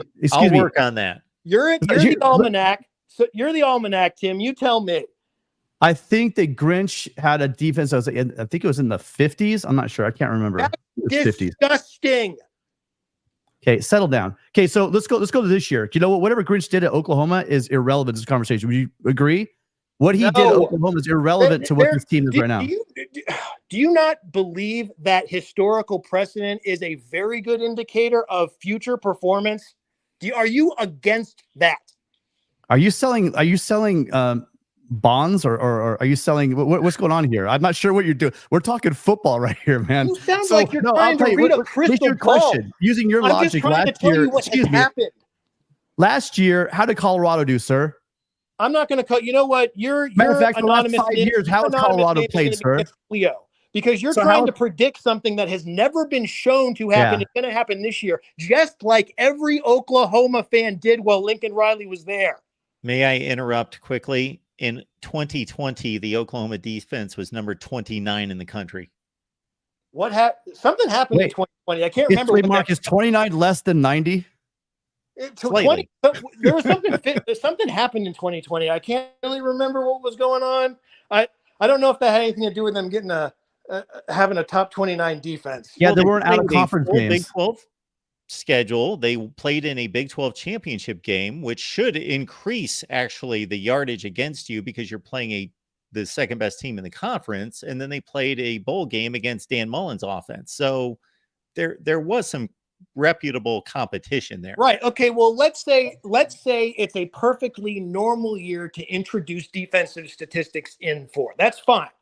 29th is nothing to brag about, and it's a massive deviation from the norm as well. Hey, Tin Hat, do you know Chris Foote? No. Is that a member of your defense? Stop asking me if I know who people associated with your defense Hey, are. so really I don't know who they are. To bring this back to a normal. Oh, sorry. 2019 Oklahoma number 38. Is that less than 90, Mark? Slightly. That's good. Is that what you want at USC? If Is USC is that what 30, you want?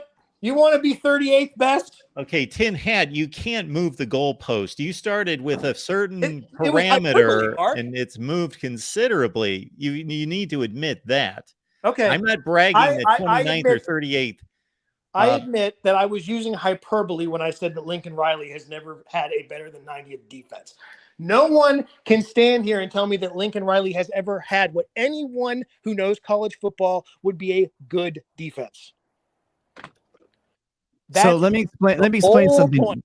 Hey, Tin Hat, you've had a lot of airtime here. Not made a lot of sense, but let me say something to you. If USC has the number 38 defense in the country, you might as well just lock them in for the national championship. Dude, you're so microscopic and using three Am I? from this season. Yes, because you think that the SEC all of a sudden isn't the best conference because they happen to lose I some said games this in the year, first 2 weeks of 2023. This year, through the first 2 weeks of 23 on the field, teams that I would always expect to chalk up wins in the non-conference games that have been dominant, like LSU, like Alabama, are dropping games. And then the teams that have been suspect that are considered still, hey, listen, the SEC is like 5, 6, 8, 10 deep. So These teams are a top 8. These teams are a top 8, and they're dropping games too. So did you think that Alabama was going to beat Texas?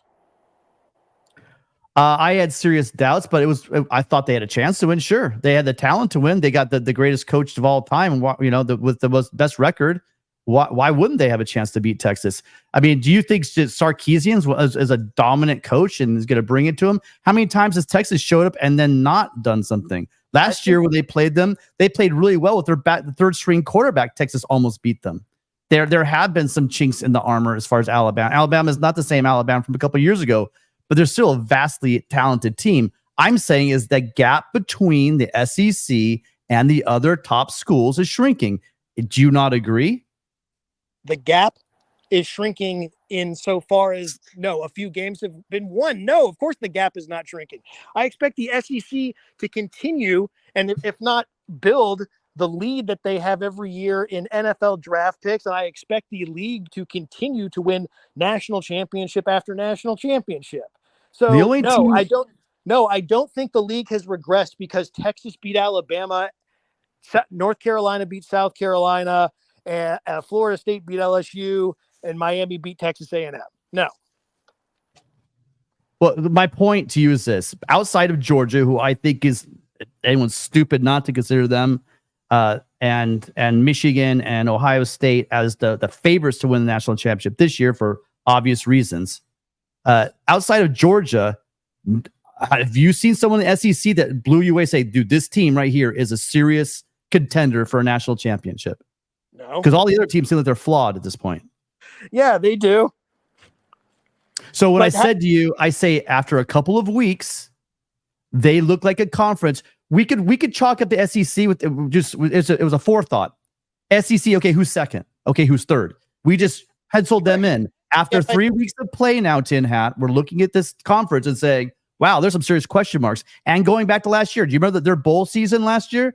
There are question marks as a conference. Not that Georgia's not a dominant, great team. They showed it the last 2 years. They showed they are up there. They're cream of the crop. The rest of the conference, not so much. Okay, well, what I'm telling you, Tim, is that just like USC's defense, the SEC non-conference opponent record is going to regress to the mean by the end of the year. Okay, just like your defense. The conference has not taken a step back. Admittedly, it looks like crap, and I'm embarrassed. And we question for you. So, did you watch the USC game last night? No, it was on too late. Okay, so you admit you don't know the team, you don't know the coordinator, you don't watch the games. So yeah, you're sitting here talking like you know about the USC defense. What if I told you? Excuse me. Hey, slow down, bud. What if I told you? Do I have to mute you? Can you be quiet a second? Is historically ignorant.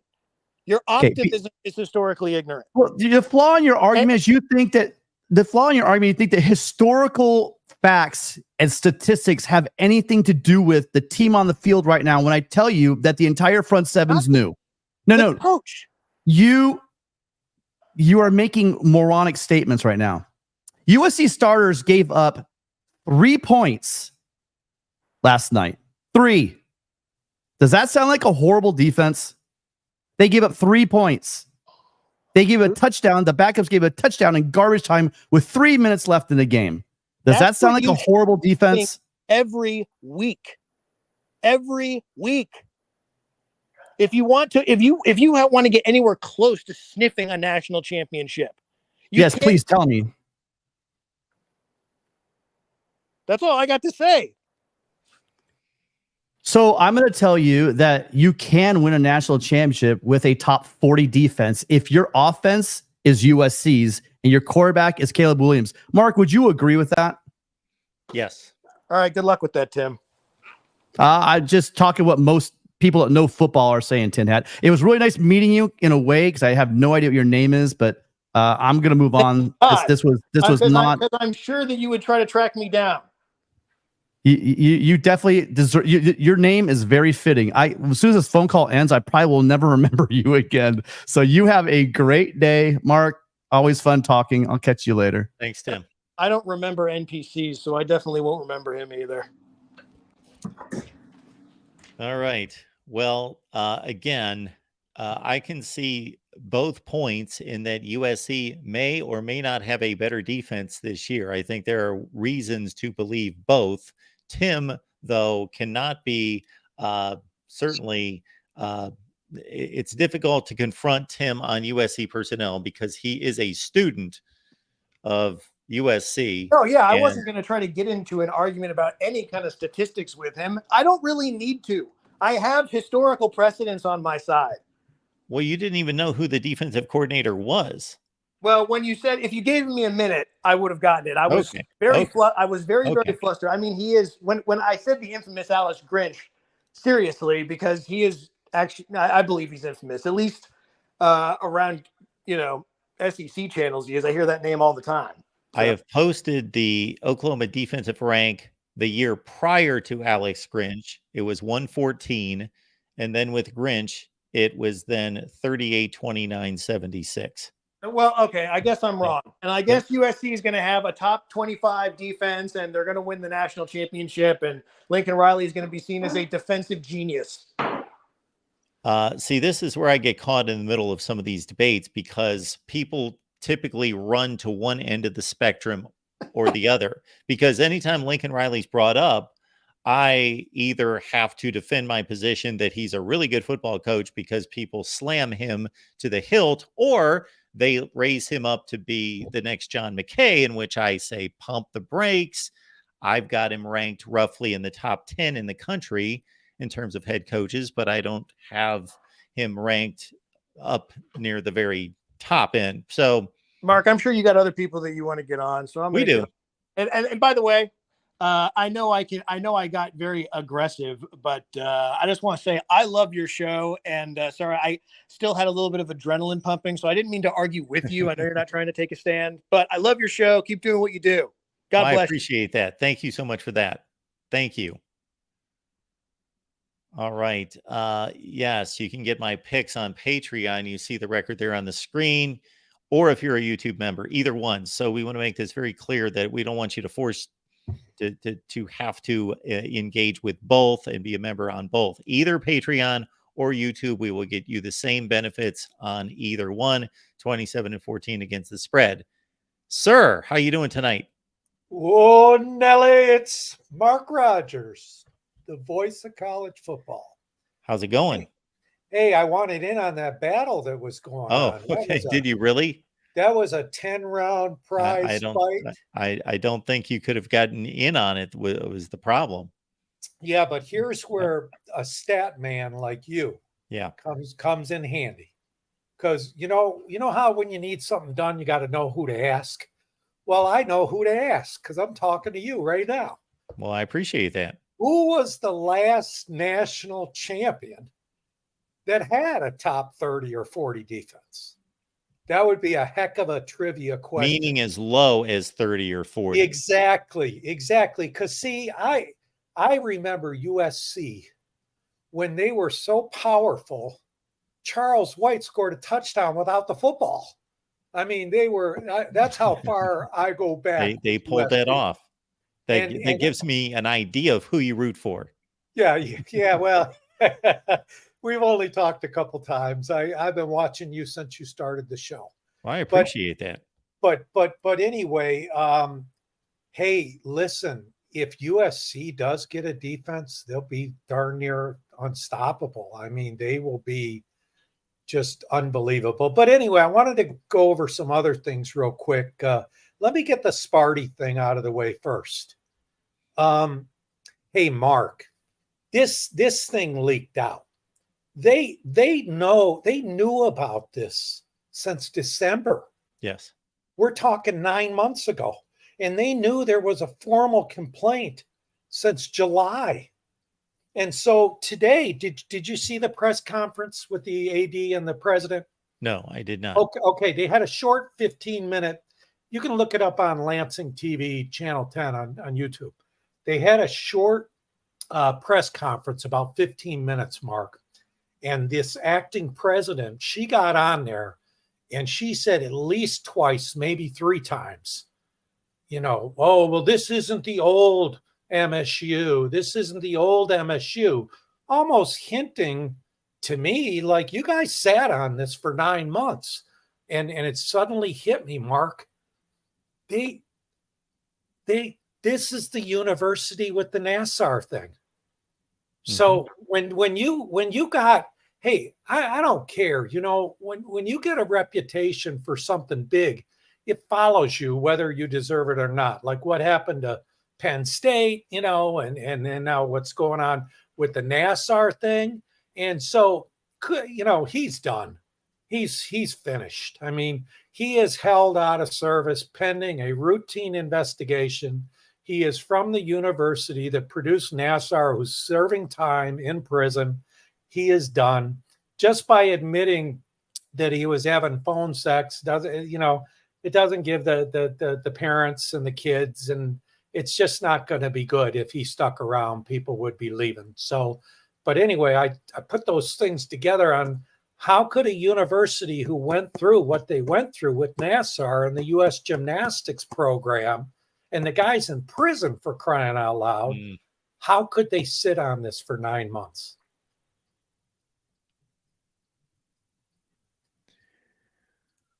Well, anytime something's being investigated, I would think that they didn't want to come and have it land where it is right now, that they wanted to have the investigation take place, come to a conclusion, make an announcement and a decision without firing or suspending a football coach in the middle of the season. But if it leaked, and then they had to deal with it in public.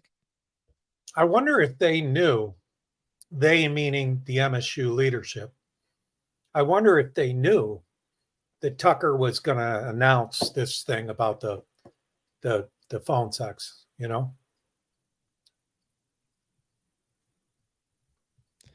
I think this is a way for Tucker to, even though it makes him look really bad as a quote unquote family man, as a married man, it makes him look really, really bad. From a legal standpoint, it at least gives the, he can't in any way talk himself out of or prove that he wasn't, engaged in these conversations and so forth. But if he goes the consensual route, then he can still maybe, I'm sure he's thinking money. Of course, he's thinking money and recouping money and being able to recoup a portion of that buyout to say, I didn't technically maybe violate the misconduct portion of this contract entirely, so I can fight for a portion of this money. Very, very, very good. And like most things you say, I do agree with you on that. That makes great sense. So in other words, what you're saying is she's saying this happened, and he's saying this happened. And if he sticks with what he's saying, then he can get some, if not all, of the money. But the job, if we go with that theory, the job is toast. Yes. Yeah. And I got to think, and we don't know what's stated in that contract to a T, but we know that these kind of incidents. Moral turpitude. Yes. Anything that might cause shame or even ridicule on the university. Exactly. And both of these things fit. Yes. Whether it's what she's saying or what he's saying, but he might be able to mitigate it and get some money. Exactly. Because if he didn't feel that way, then he would just deny, like a lot of people do in this situation, deny it to the hilt. But he's at least giving consent to her consent this went on. But hey, I didn't, maybe because it was consensual, that I can fight for a portion of this money. Yeah, makes good sense. Hey, during that food fight that preceded our conversation, I did catch your read.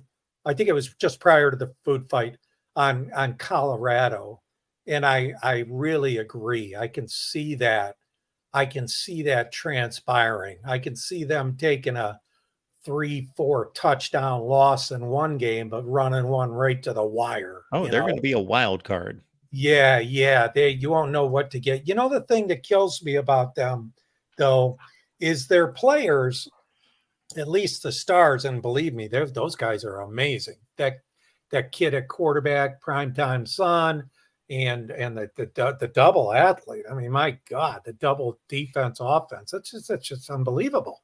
But if you watch their press conferences, because I like to get into that and kind of study, a lot of victimization there, man. A lot of, hey, none of you respected us in the first week, and we showed you. And then the second week yesterday, I get tired of hearing that stuff. Yeah, they were on the Buffalo yesterday, and it's almost like when you learn how to win, you won't do that. I mean, maybe. And the reason, DE, that I say maybe is because I remember year after year after year, Tom Brady, after winning Super Bowl championships or getting to a Super Bowl and then pointing his fingers and saying, "You doubted us. Nobody thought we could get here." And I used to throw up my hands and say, "What are you talking about? Nobody thought you could get here. What in the way? Are you just trying to motivate your teammates because you were able to find one guy out there, one person, maybe two people in the media that said, I don't think the Patriots can do it this year." And you needed to conjure all that motivation up because the rest of us we're not surprised.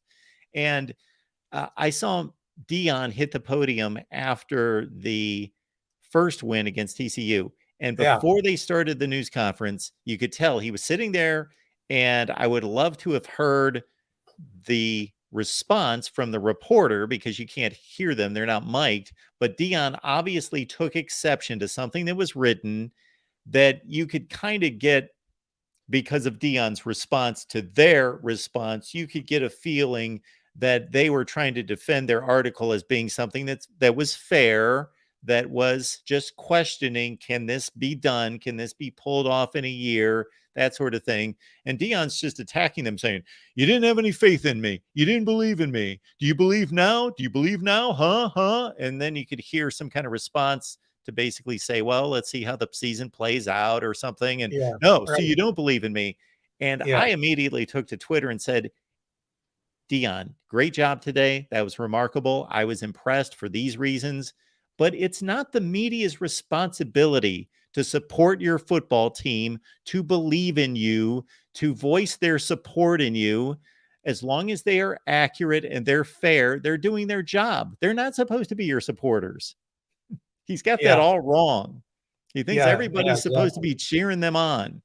Yeah, right. We're all supposed to line up when we root for things of our own. We don't all root. But that's a good point. And you're a fair guy, you don't care much for who you root for, but you're a fair guy. Okay? I actually don't root for anyone. I'm completely neutral. Didn't you know that? Yeah. Those are pot leaves on your helmet. But you will be the first to come out and say, after this, let's say Colorado runs the table, you'll be the first to say, hey, I didn't see that. I saw them surprising some people, but you're fair. So anyway, that's Colorado. Let me go on to some more. I was surprised at Texas. But maybe we don't know. It's early yet. Alabama every once in a while spits out a 9-3 team, or 8-4, whatever. So we don't know. The quarterback. It's been quite a while since 9-3. Has it? 2010 would be their last 9-3 team. Well, I'm a lot older than you, man.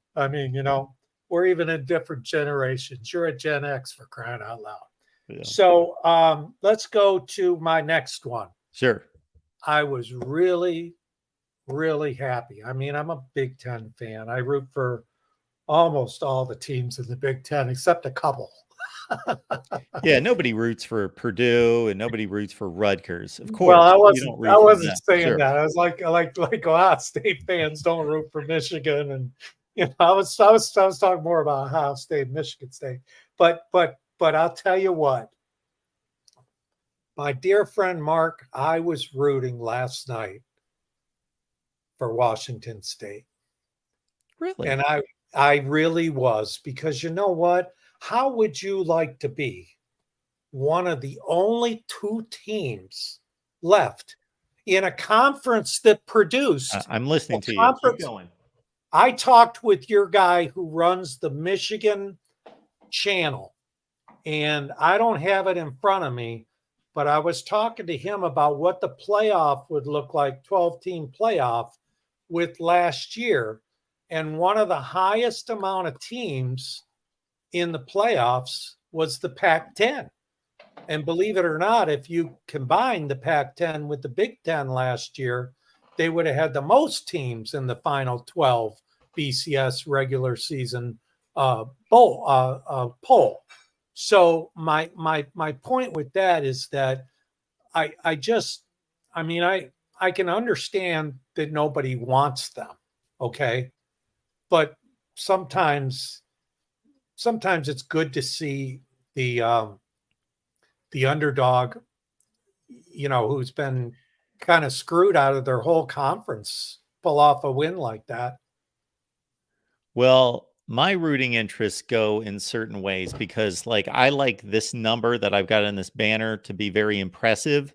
So I took Washington State in the 6 points. So that helped my 27-14 record there. So I was rooting for them in that case. Now I did pick Wisconsin to win the game straight up. So I missed it on that point, but I don't know if you were able to catch this, but at some point, I'm on a zillion times a week. So I don't know when this happened, but I grabbed these two helmets. And I think this is when I was going through each conference making my predictions for the season. And I basically said, aside from the obvious, I have no rooting interest in any of this. And then I stopped myself and I said, you know what? I do have a rooting interest in this. These are the two teams I want to play in the Pac-12 championship game. I want to see Oregon State and Washington State play in the Pac-12 championship game. That would just be poetic justice for those two to say, you know what, screw you. We are the best teams in the Pac-12. That would just be phenomenal. When you look at how many teams they placed in the top 12 last year, I think it was three, which was just as many as the Big Ten. And I think the SEC had 4. I'd have to dig the numbers out again. I went over it with your Michigan guy. Yep. And it's just, and you look at how strong that conference is this year. I mean, the best quarterbacks in the country are in that conference. Yes, they are. It's not even close. Yes. So, It's remarkable, DE, that they had the best quarterback conference last year, because usually when that happens, a number of them leave, but they all came back except for Dorian Thompson-Robinson at UCLA. The rest of them all came back. So yes, they have the best quarterback conference by far. Yeah, isn't that something, huh? Yeah. Well, listen, I'm out of material, man. That's all I got. I have one quick question for you before you take off. So, number one, I appreciate your support. Thanks so much for chiming in. It's great to hear from you. Number two, how easy or difficult was it for you to access this call in? You asked me last time too. And did I really ask you that? Yeah, it was. Here's the deal. You want me to break it down and tell you the pros and the cons? Sure. All right, I'm going to tell you the pros. The pros are, I asked if you'd shoot it in the chat, and somebody did. So, because I wanted to come on the show and talk about Tucker. So somebody put it in the chat. I clicked right in. Here's what happens, though, man, when you get into the studio, okay? When you get into the studio, you got two sets of volumes. You've got volume from your live stream right now. Yeah. And then on a delay, you have the other one that you had from watching your show. Yep. So what I had to do was close down. When I go off here, I'm no longer on your show. Well, to the delight of a lot of people, I'm sure.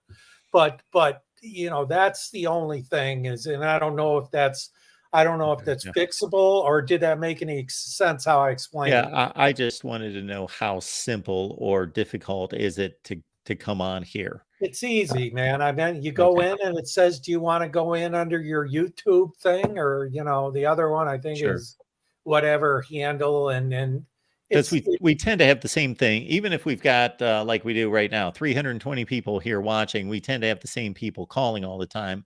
And we have had in the past a call-in line, and it was just, this is much cheaper. That's what it comes down to. I was on that for a minute. I talked to you years ago, long time ago, man. You were just kicking this thing off, and I looking at it and I'm going, this guy's got a good idea. He's got a good idea. And then I seen you at the Big Ten Media Days, and then I was coming on today, and I thought, you know what? He really nailed it on the name, you know. He nailed it on the name, you know. Well, I've got to thank a lot of people out there for nailing it on the name from time to time. And when I'm on the Steve Deace Michigan podcast, I know I watch you all the time there, all the time. I'm going to stop Steve the next time he tells me this is the self-proclaimed voice of college football. I'm going to say, whoa, hang on, Steve. I didn't come up with that name. I would have never thought of that. Yeah, I had about 20 or 25 people out there that started calling me that. So I had a friend who finally said, wake up, hello, you need to start branding that. And I was like, oh yeah. Okay. It's awesome, man. And it's taken off, and everybody's joining in, and it's just real good. I'm one of your earliest days, man. I used to do it when you would, I think we were calling your freaking cell phone. Yes. I would put the phone, I would just stick it right in front of the speaker. I know. Yeah. I still have you in my contacts, man. Mark Rogers, a Connecticut number or something. Maybe I'm not supposed to say that. You know? Well, that's fine that you say that. I'm no longer there. Number one. Number two, I always wanted people. It took me a while before I figured out, some people are not calling because they think that I can see their number. But I could never see the caller's number, and they couldn't see my number. I had a phone service. I wasn't having people just call my phone number. So yeah, I've enjoyed it a lot. You know, maybe someday if you want. My first game was Bo's game, 1969. Okay. You know, yeah, and in a big house, and I even remember Billy Taylor running for 347 yards against Wisconsin, and I go way back, and I thought, you know, hey, if he ever has an opening for somebody to talk, maybe I can help out somewhere somehow. So just realize there's a lot of us that have followed you from the earliest of days, and we're real happy for your success. And I like watching you on the 10-minute war. Dees needs to take $9.98 off his $10 words and let you get a little more in. You know, tell him I said that. Tell him he needs to take $9.98. He has a lot more to say than I do. Some people have the gift of gab. That is not me. That is him. Yeah, but you got the stats, man. I mean, that's the thing about you. You know the stats, and so you're going to do some research for me on that national title defense thing. You know, like Possibly. maybe you can put a show together. You know, and people talking about is Lincoln Riley up for a change, and you could talk about what happened in Oklahoma with his defenses, and then you can look at USC, and then you can go back historically, and because that's where we learn from you, Mark, because you do a great job with that sort of stuff. You really do. I appreciate that. I have fun doing it, and hopefully we can continue. All right. I'll be looking for that video. All right. Have a good night. It was great to hear from you. All right. All right, buddy. Thanks. All right. Let's keep it moving here at the Voice of College Football. Great to hear from an old timer here at the Voice of College Football. Good stuff.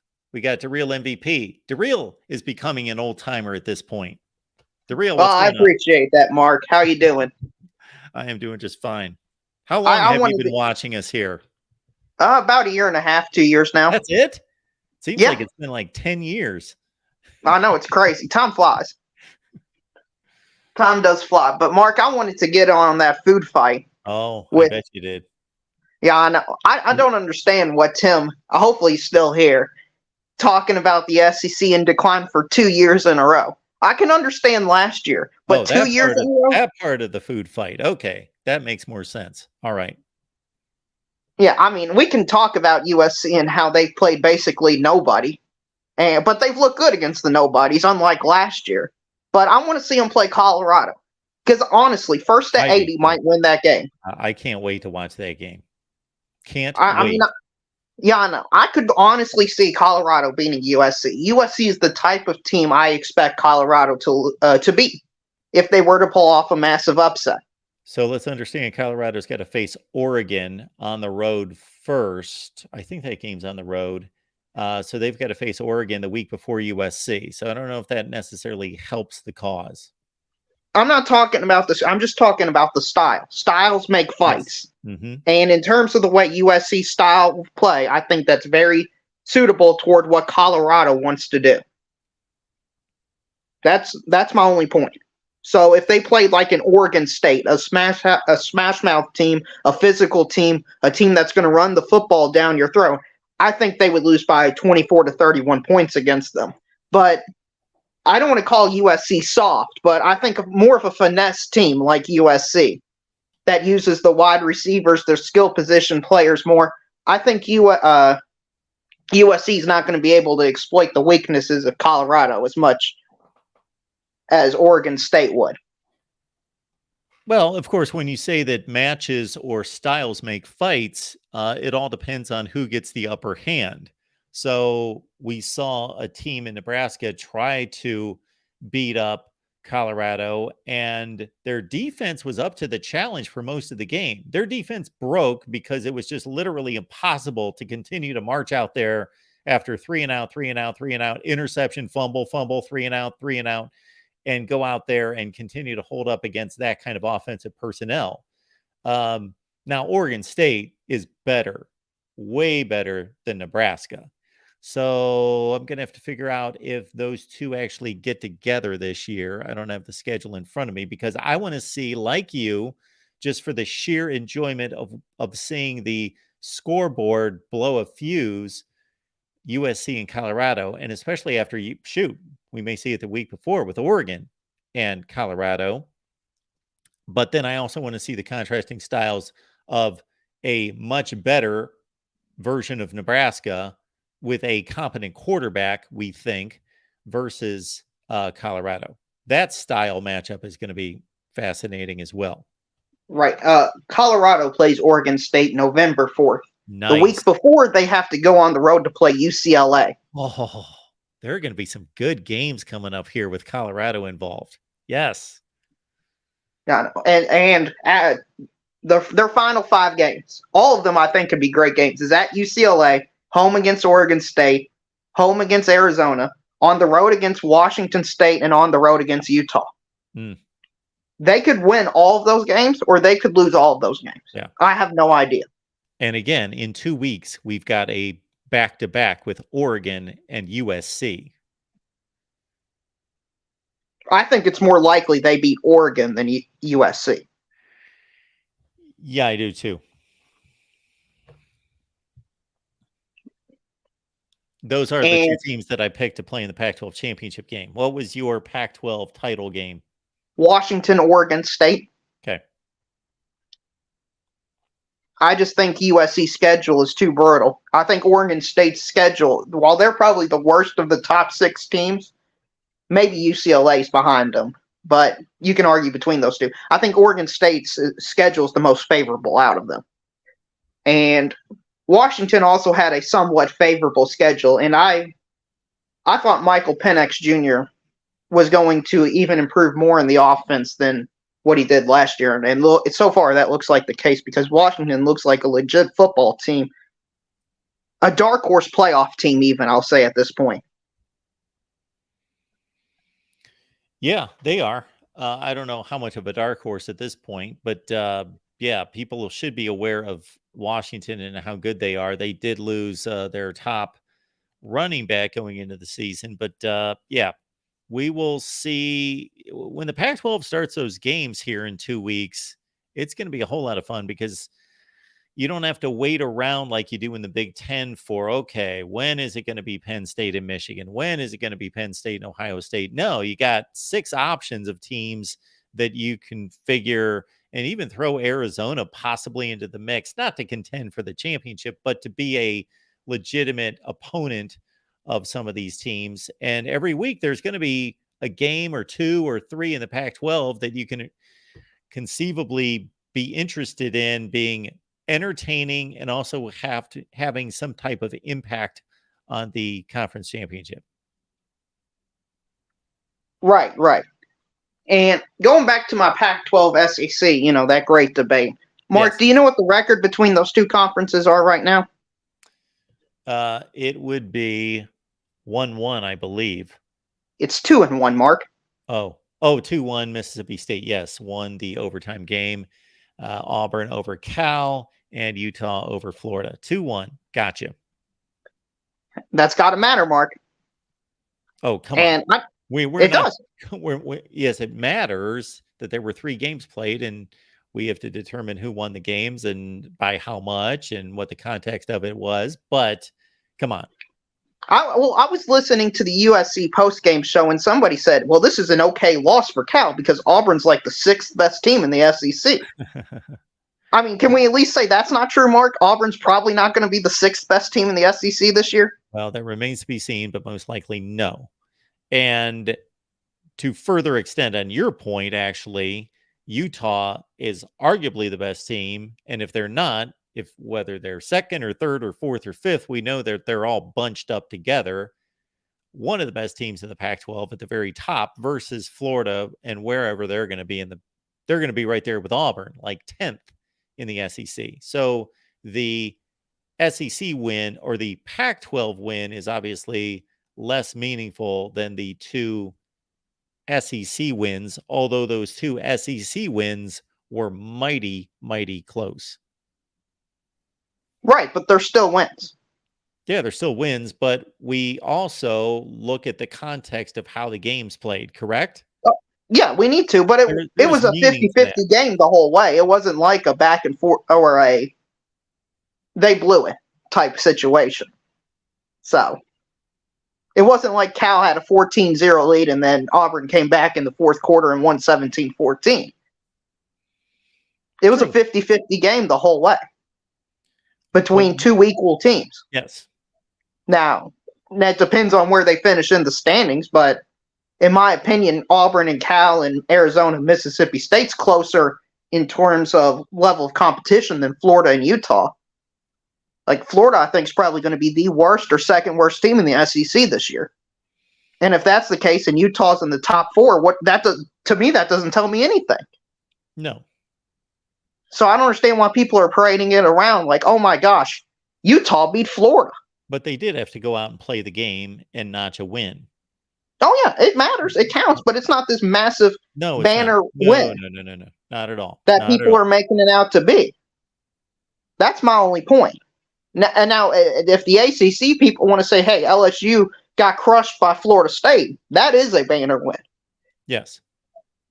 And do you see the difference? Come on, DeReal.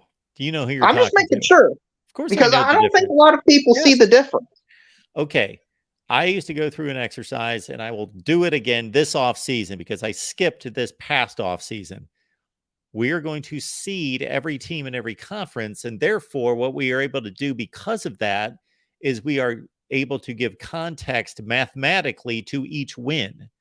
And so if you're the best team, meaning the champion of the Pac-12, and you beat the 10th best team or seeded team in the SEC, the Pac-12 gets credit. There is a number that can be calculated to give credit to the Pac-12, but that credit is minuscule compared to if you're the 5th best team in a conference and you're playing the 5th best team in another conference. Well, that is a perfect match.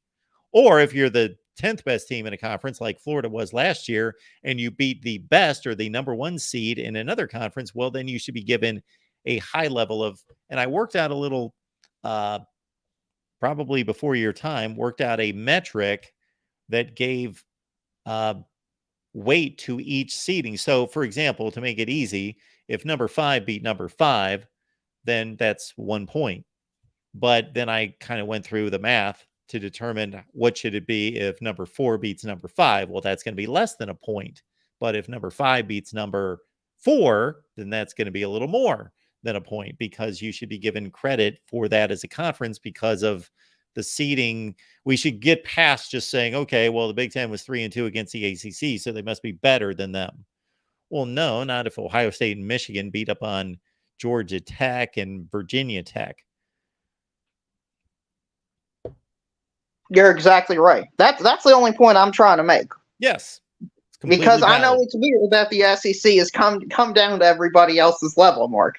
And it's even debatable. So, Just like on the flip side, last offseason, you were bragging, and rightfully so, because Florida turned out to be a weak team in the SEC, roughly the 10th or 11th seed, and they beat the champion of the Pac-12. So that is not like Georgia, even though it would be completely legitimate. Georgia's the SEC champ. Utah's the Pac-12 champ. Georgia won the game. If they played, that would be a like-seeded game. But it was actually Florida. Right. Can I ask you what the ACC fans running around saying Wake Forest beat Vanderbilt? What is this all about? Do they not understand Vanderbilt has been the worst team in the SEC since basically they've been in the SEC?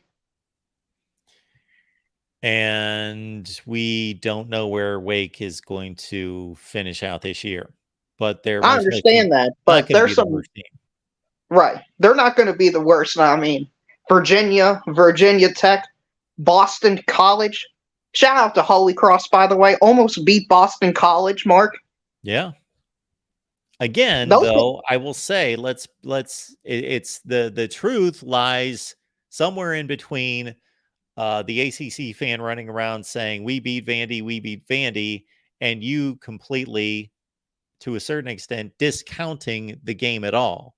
There has to be some credit given to Wake Forest. Oh, yeah, they get credit. ACC. It's not a banner win, though, Mark. No. It should be what's expected. Yes. And that's what I just don't understand. Go around and parade the LSU-FSU win. That's a huge win. Yes. What was the other one? South Carolina. Yeah, those are the big wins. You would act like the SEC went the 0-4 in power conference play. They went 2-3 last week, Mark. It would be similar if SEC fans were touting the Tennessee win over Virginia. Exactly. I think we're just gonna have to wait the bowl season for the SEC to put it on everybody else. And you Yeah. know what, Mark?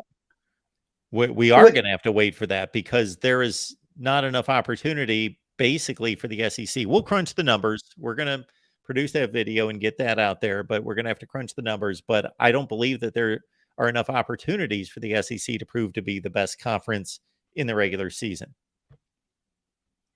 Well, the only reason I won't go that far is we got to wait for the context to matter. I doubt this happens. But what if Cal somehow becomes the 4th best team in the Pac-12 and Auburn's like the 12th best team in the SEC? Sure. So that's why I'm saying we don't know for sure. We just got to wait. And also, Mark, I'm seeing people say, talent doesn't matter because Texas beat Alabama. How talented is Texas, Mark? Is Texas a really talented team? Yes. Okay, so does talent still matter? In determining who can win the national championship, does that matter? Should it be just completely thrown away? It matters more than any other component. Okay, because from what I'm hearing this year, it seems like it almost doesn't matter at all. It seems like Tulane or South Alabama just has as much of a chance as Georgia, Michigan, or anybody else. Because of the games not being played on the football field. I don't understand it at all, Mark. Talent. You got to have talent. Again, there's a difference between what you have to have and what that does for you. Meaning you have to have talent to compete for a national championship, seriously compete for one, win one. But that doesn't mean if you have the talent that you know what to do with it, i.e. Texas in the past, Texas A&M. You're exactly right. I always just view it as a qualifier. You must be this good to win the national championship. If you are not this good, I don't think you have a shot at all. Yeah. But does it mean if you have this... Sorry. And history has proven you out. Right. What did the numbers say? That Clemson is the least talented national champion during the playoff era, correct? At 9th in 2016. Every other team was ranked 6th or higher. Who else? And do you know what Texas was? Who was number 6? Do you remember? No, I can look it up. It might have been the Clemson 2018 team. I would think that most of them are in the top 3. Yeah, I'm sure all the Alabama ones are for sure. Yeah. So, and probably by the time Georgia won it, the Georgia team that Mark Richt recruited and signed that almost won the national championship, they might have been a little bit lower, but these Kirby teams are 1 or 2. I got to think right now, Bama, Georgia, and Ohio State are 1, 2, and 3 in some order. With it is that order. Distinction. Yeah. 4, 5, and 6 is Ohio State. Oh, sorry, Texas A&M, Clemson, Texas. Yeah, so I'll take those teams. Yeah, and now that Texas is potentially elevated, we have to see them be consistent week to week. But based on what they showed us Saturday night, now that they've elevated, Texas A&M has really got the bullseye in regards to what in the hell are they doing with all this talent, and they're losing to Miami and giving up 48 points. You're right. And that's why I think Jimbo Fisher probably will get fired after this year. Because it's clear that the experiment there has failed. Yeah, I got to add that one to the list there. So I went off on Jimbo last year, and that one did pretty well. So we'll have to revisit that. Anyway, Mark, that's all I got for you. All right, DeReal. Yeah, good luck. Appreciate it. And, yeah, fight on to the SEC. All right. I believe this will be our last call of the night. Appreciate you all being here. We normally don't allow people to call back in, but of course we had technical issues with our Michigan guy, whom I refused to say his handle. Hey man, no worries, no worries. I'm not even gonna talk about Mel Tucker. I think it's been stressed on enough. Maybe I'll call you Blue Go. That's what I'm gonna call you from now on. Blue Go. Hey, Yeah, that's fine, man. That's fine, man. Okay. Hey, man. To counter the talent point right there, I believe he said what? Texas, Ohio State, was it Ohio State, Texas A&M? What were the I teams believe after it's Alabama and Georgia? Georgia, Bama, Ohio State, Texas A&M, Texas, LSU in some order. I don't remember the order. I can look it up right Okay. now. Yeah, do that, because my counterpoint would be to that. Outside of Bama and Georgia, all those teams have massively failed them to win it. If we're going by that, those teams have massively failed to compete for a championship, Ohio considering the State's talent. failed to compete for a championship. Ohio State's the closest out of the group. They missed a But that field group- goal that would have most likely won the national championship. Well, Like, they're- I get your point. Yeah, They haven't won a national championship recently. they competed in 2020, but outside of that, I mean, considering if they are the third best recruited team, they've massively failed expectations. Well, who else would be in that spot, though? They've been as close as anybody outside of Georgia and Alabama. Clemson. I mean, you got Clemson.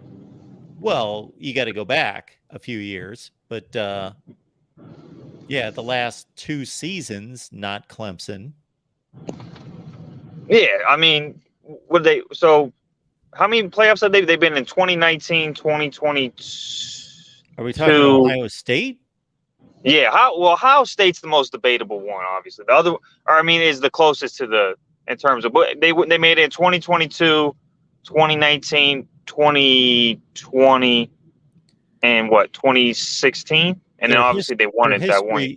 Their history is 14, 16, 19, 20, 22. Okay, and they obviously won in 14, and they made it to the championship in 2020. Yeah. Yeah, I would say, to me, considering that they're a close, I want to say, well, they're almost right there with Georgia in terms of recruiting. I would say to me, that's a massive disappointment. If talent really is this large indicator of who can win a national championship, I would say, since they won it in 2014, they're probably the most disappointing team in that aspect. Now, going beyond Ohio State, all those other teams have really not competed for it at all. So I would make the argument that coaching, along with talent, it's more 50-50 than just talent is this overall arcing thing. Because the 2 best coaches, it's a combination of both. I'm just saying, I think it's closer to 50-50. Of course it's a combination. But yeah, this is where it's impossible. We could debate it all night, but it's impossible to determine how good a coach like Dave Clawson at Wake Forest is, who will never have a chance of showing that unless he goes somewhere where he's got that type of talent. We're assuming that Kirby's the best, Saban's the best. I guess Ryan Day, Jim Harbaugh, we're assuming they're the best because they're getting the best results. But obviously, much of that has to do with talent. If we could move these guys around every 2 years, then we could tell a ton. Oh, yeah. I mean, look, I'm not. Here's my main gripe with it. I think it's closer to 50-50 than it is talent. It's just this overwhelming thing. I think, yes, you need to have a top, in terms of talent, you need to be up in the top 15 recruiting. But I think coaching is almost just as important. I think you need both. And I don't think it's this like 80-20 thing that I feel like DeReal makes it out to be. I just don't, because most of those teams, 50-50. well, most of those teams that recruit, like you're saying, haven't competed for a championship. Well, they haven't. I mean, if you put together the list of the top 10 recruited teams that recruited the best, I guarantee you most of them have not competed for a championship. Can somebody find this and put it in the chat? Because I've looked all over the place, and all I come up with, even though I put in, and I've looked at these lists a zillion times, I keep putting in 247 total team talent rankings. Maybe I need to put talent in there. Maybe that'll do it for me. I can't find. Here we go. I got it. All right. Let me post this. So we know it's a combination, and I just, again, We're never going Now, to. we're being really nitpicky. Don't get me wrong. This is getting real nitpicky, but The Real just posted that it's 90-10 talent. so yeah, that's ridiculous because if you ask the Real, Yeah. I guarantee if you pull up that list, the Here it is. majority of those teams haven't even competed for a championship at all. Yeah. So here we When go. is Texas A&M been in the playoffs? Never. Okay, go down. Obviously, we got Clemson. I mean, Clemson won it with the 9th class, so I mean, that's that. But this is right now. This is how much Oh, yeah, right talent now, is on okay. these teams right this season.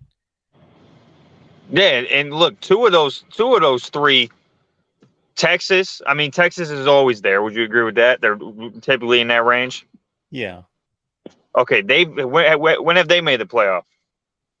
Never. Okay, let's keep going. The USC, when have they made the playoff? Never. Okay, cool. Oklahoma, they've made the playoff. How many times have they made the playoff? What? 3? 4? 3. 2015, 17, 18, 19. Okay. 4 times. They haven't won a game, but yes. And they've True. recruited better than that, I would say. They've recruited better than that, probably those years. That's probably the lowest they've recruited Yeah. out of this all is those where times they they're went to the standing playoffs. right now. Yes. Yeah, and I mean, no one took those Oklahoma teams serious despite how high they recruited. Oregon made it in 2014, correct? Yes. Outside of that, when have they made it? None. Okay, so most of these teams, this is my problem with this.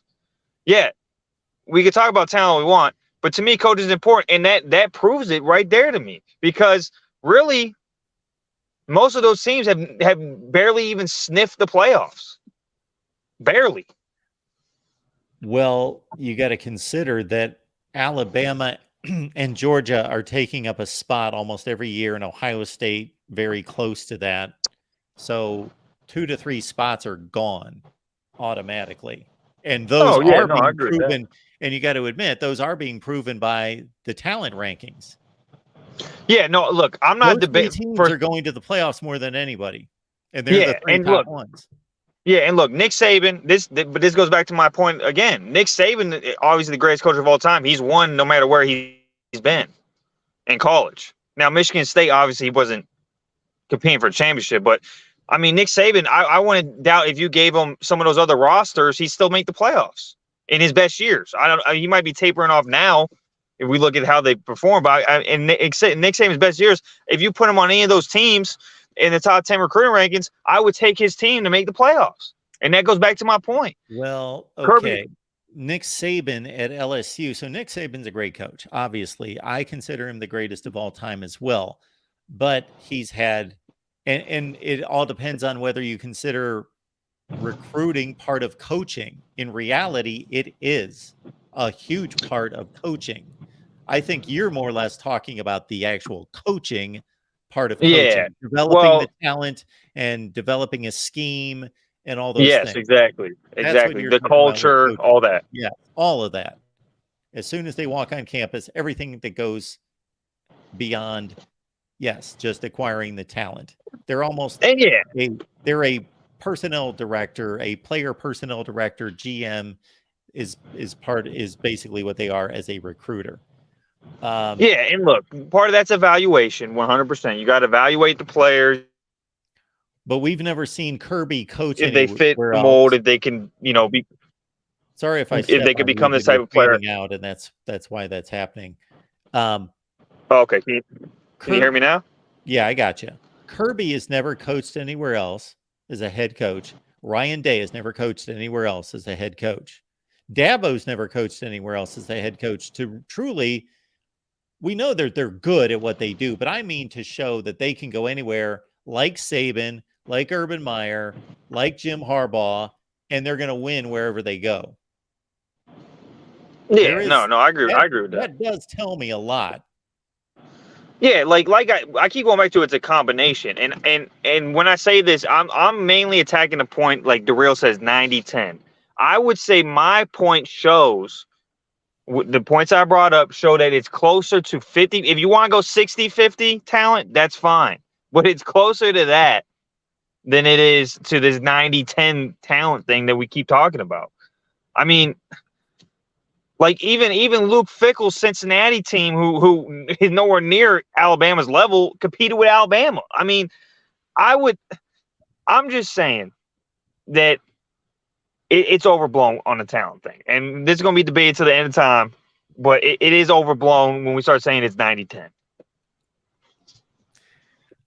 Okay. I cannot back this up in any way except for having a long conversation about it. But I would think it's more in the, so when I look at coaches, this is how I evaluate them, and this is how I see their jobs. Okay. Number one, they are a talent acquisition person. It is their responsibility. Now, some of them have great advantages because they're coaching at these massive schools that have a ton of money and prestige and all that. And other coaches are stuck at Wake Forest or Oregon State or somewhere where it's difficult to get the best talent. So that can't even be judged, but that's their number one job, is to acquire talent. Okay. Number two, in my opinion, it is to take that talent and it is to develop those individual players as players. For an offensive tackle to learn the skills of an offensive tackle, to a wide receiver to learn the skills of being a better wide receiver, and not just throw the guys on the field and whatever they are as 5 stars they are. No, to develop them to become even better at what they do, much better. Number 3 would be to build a culture where you are truly showing, and when I say character, I don't necessarily mean as a moral good person, but I mean football character, that you are teaching people how to work hard, how to be tough-minded, how to be poised in tough situations on the field, how to fight through adversity, all those things. And part of the development is obviously strength and conditioning as well as athletes.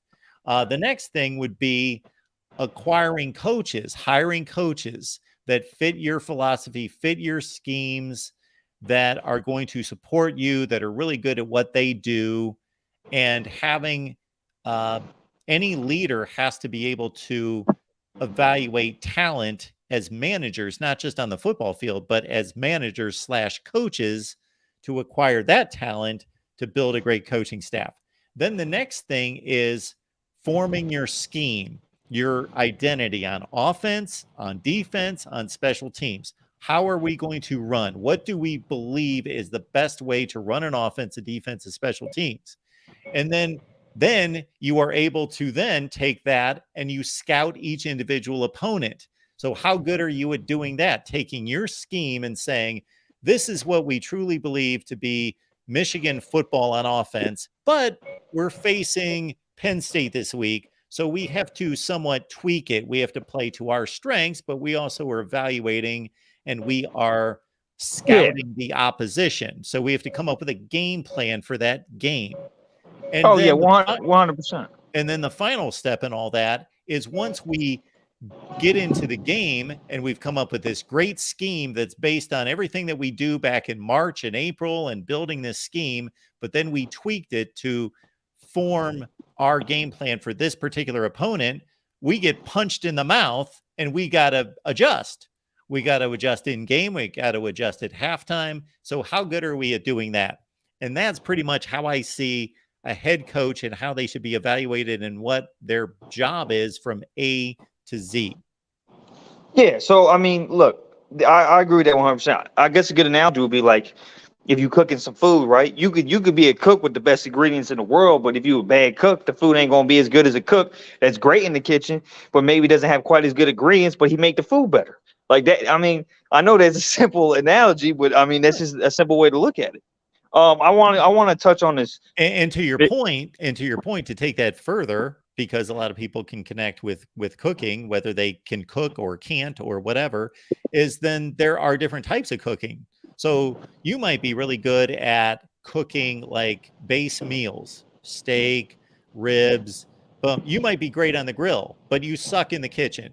Or you might be great in the kitchen making the main meal, but you can't bake worth a damn. But somebody else can come in and they make the best desserts. They can bake, they can do cookies. So that's similar to some coaches. They may go to a particular destination, and it just doesn't work out for them because they weren't a good fit.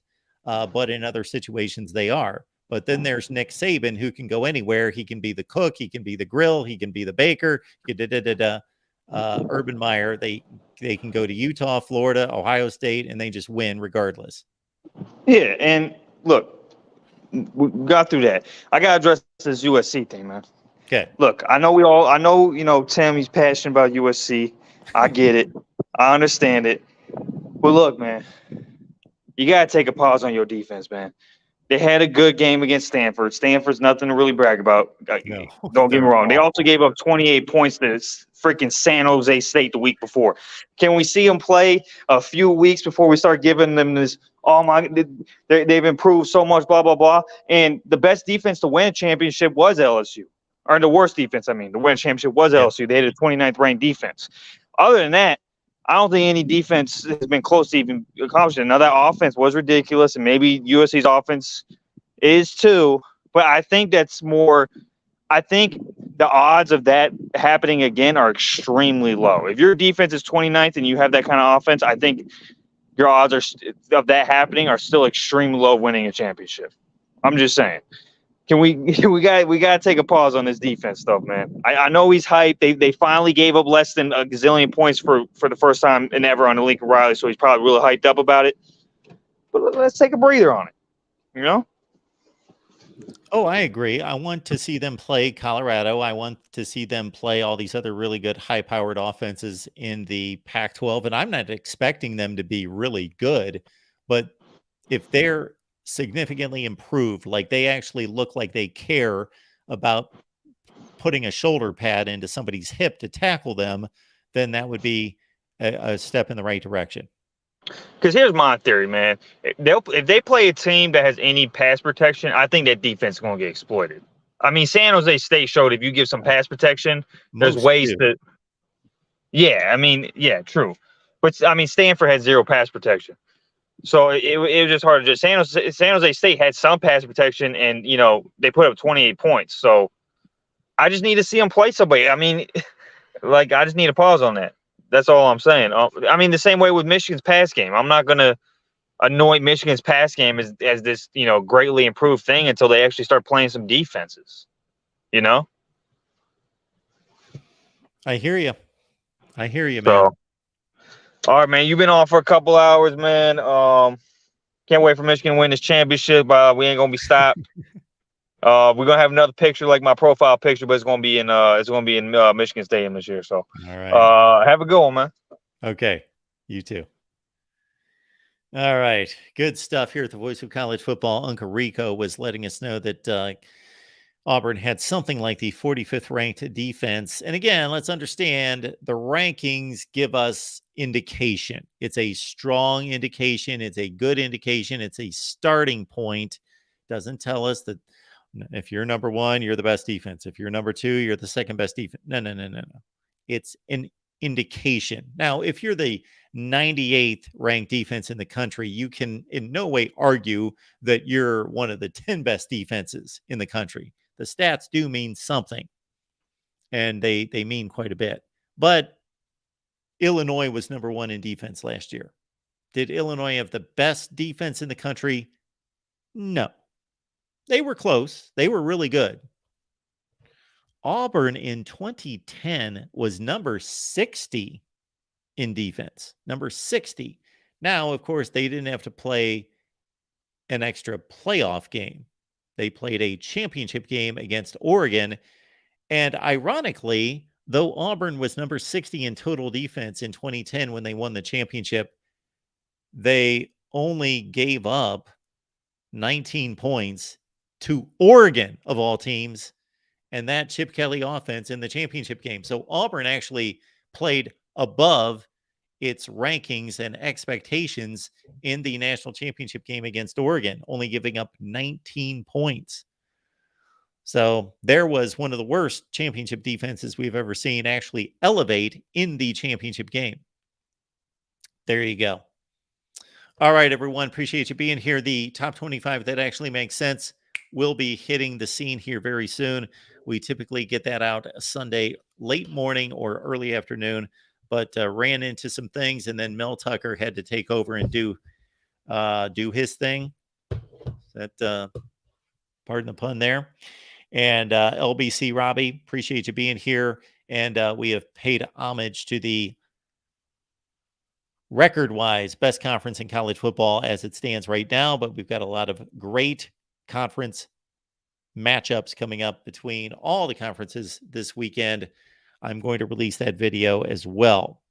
I've got a list of about 5 or 6 things to attack, and we will preview again all of the great matchups in week 3, and so be looking out for those videos as well. Right here at the Voice of College Football, the College Football After Dark crew is coming up at 10:15 Eastern. We'll see you then, and all trust. Thank you so much. Bye to you as well.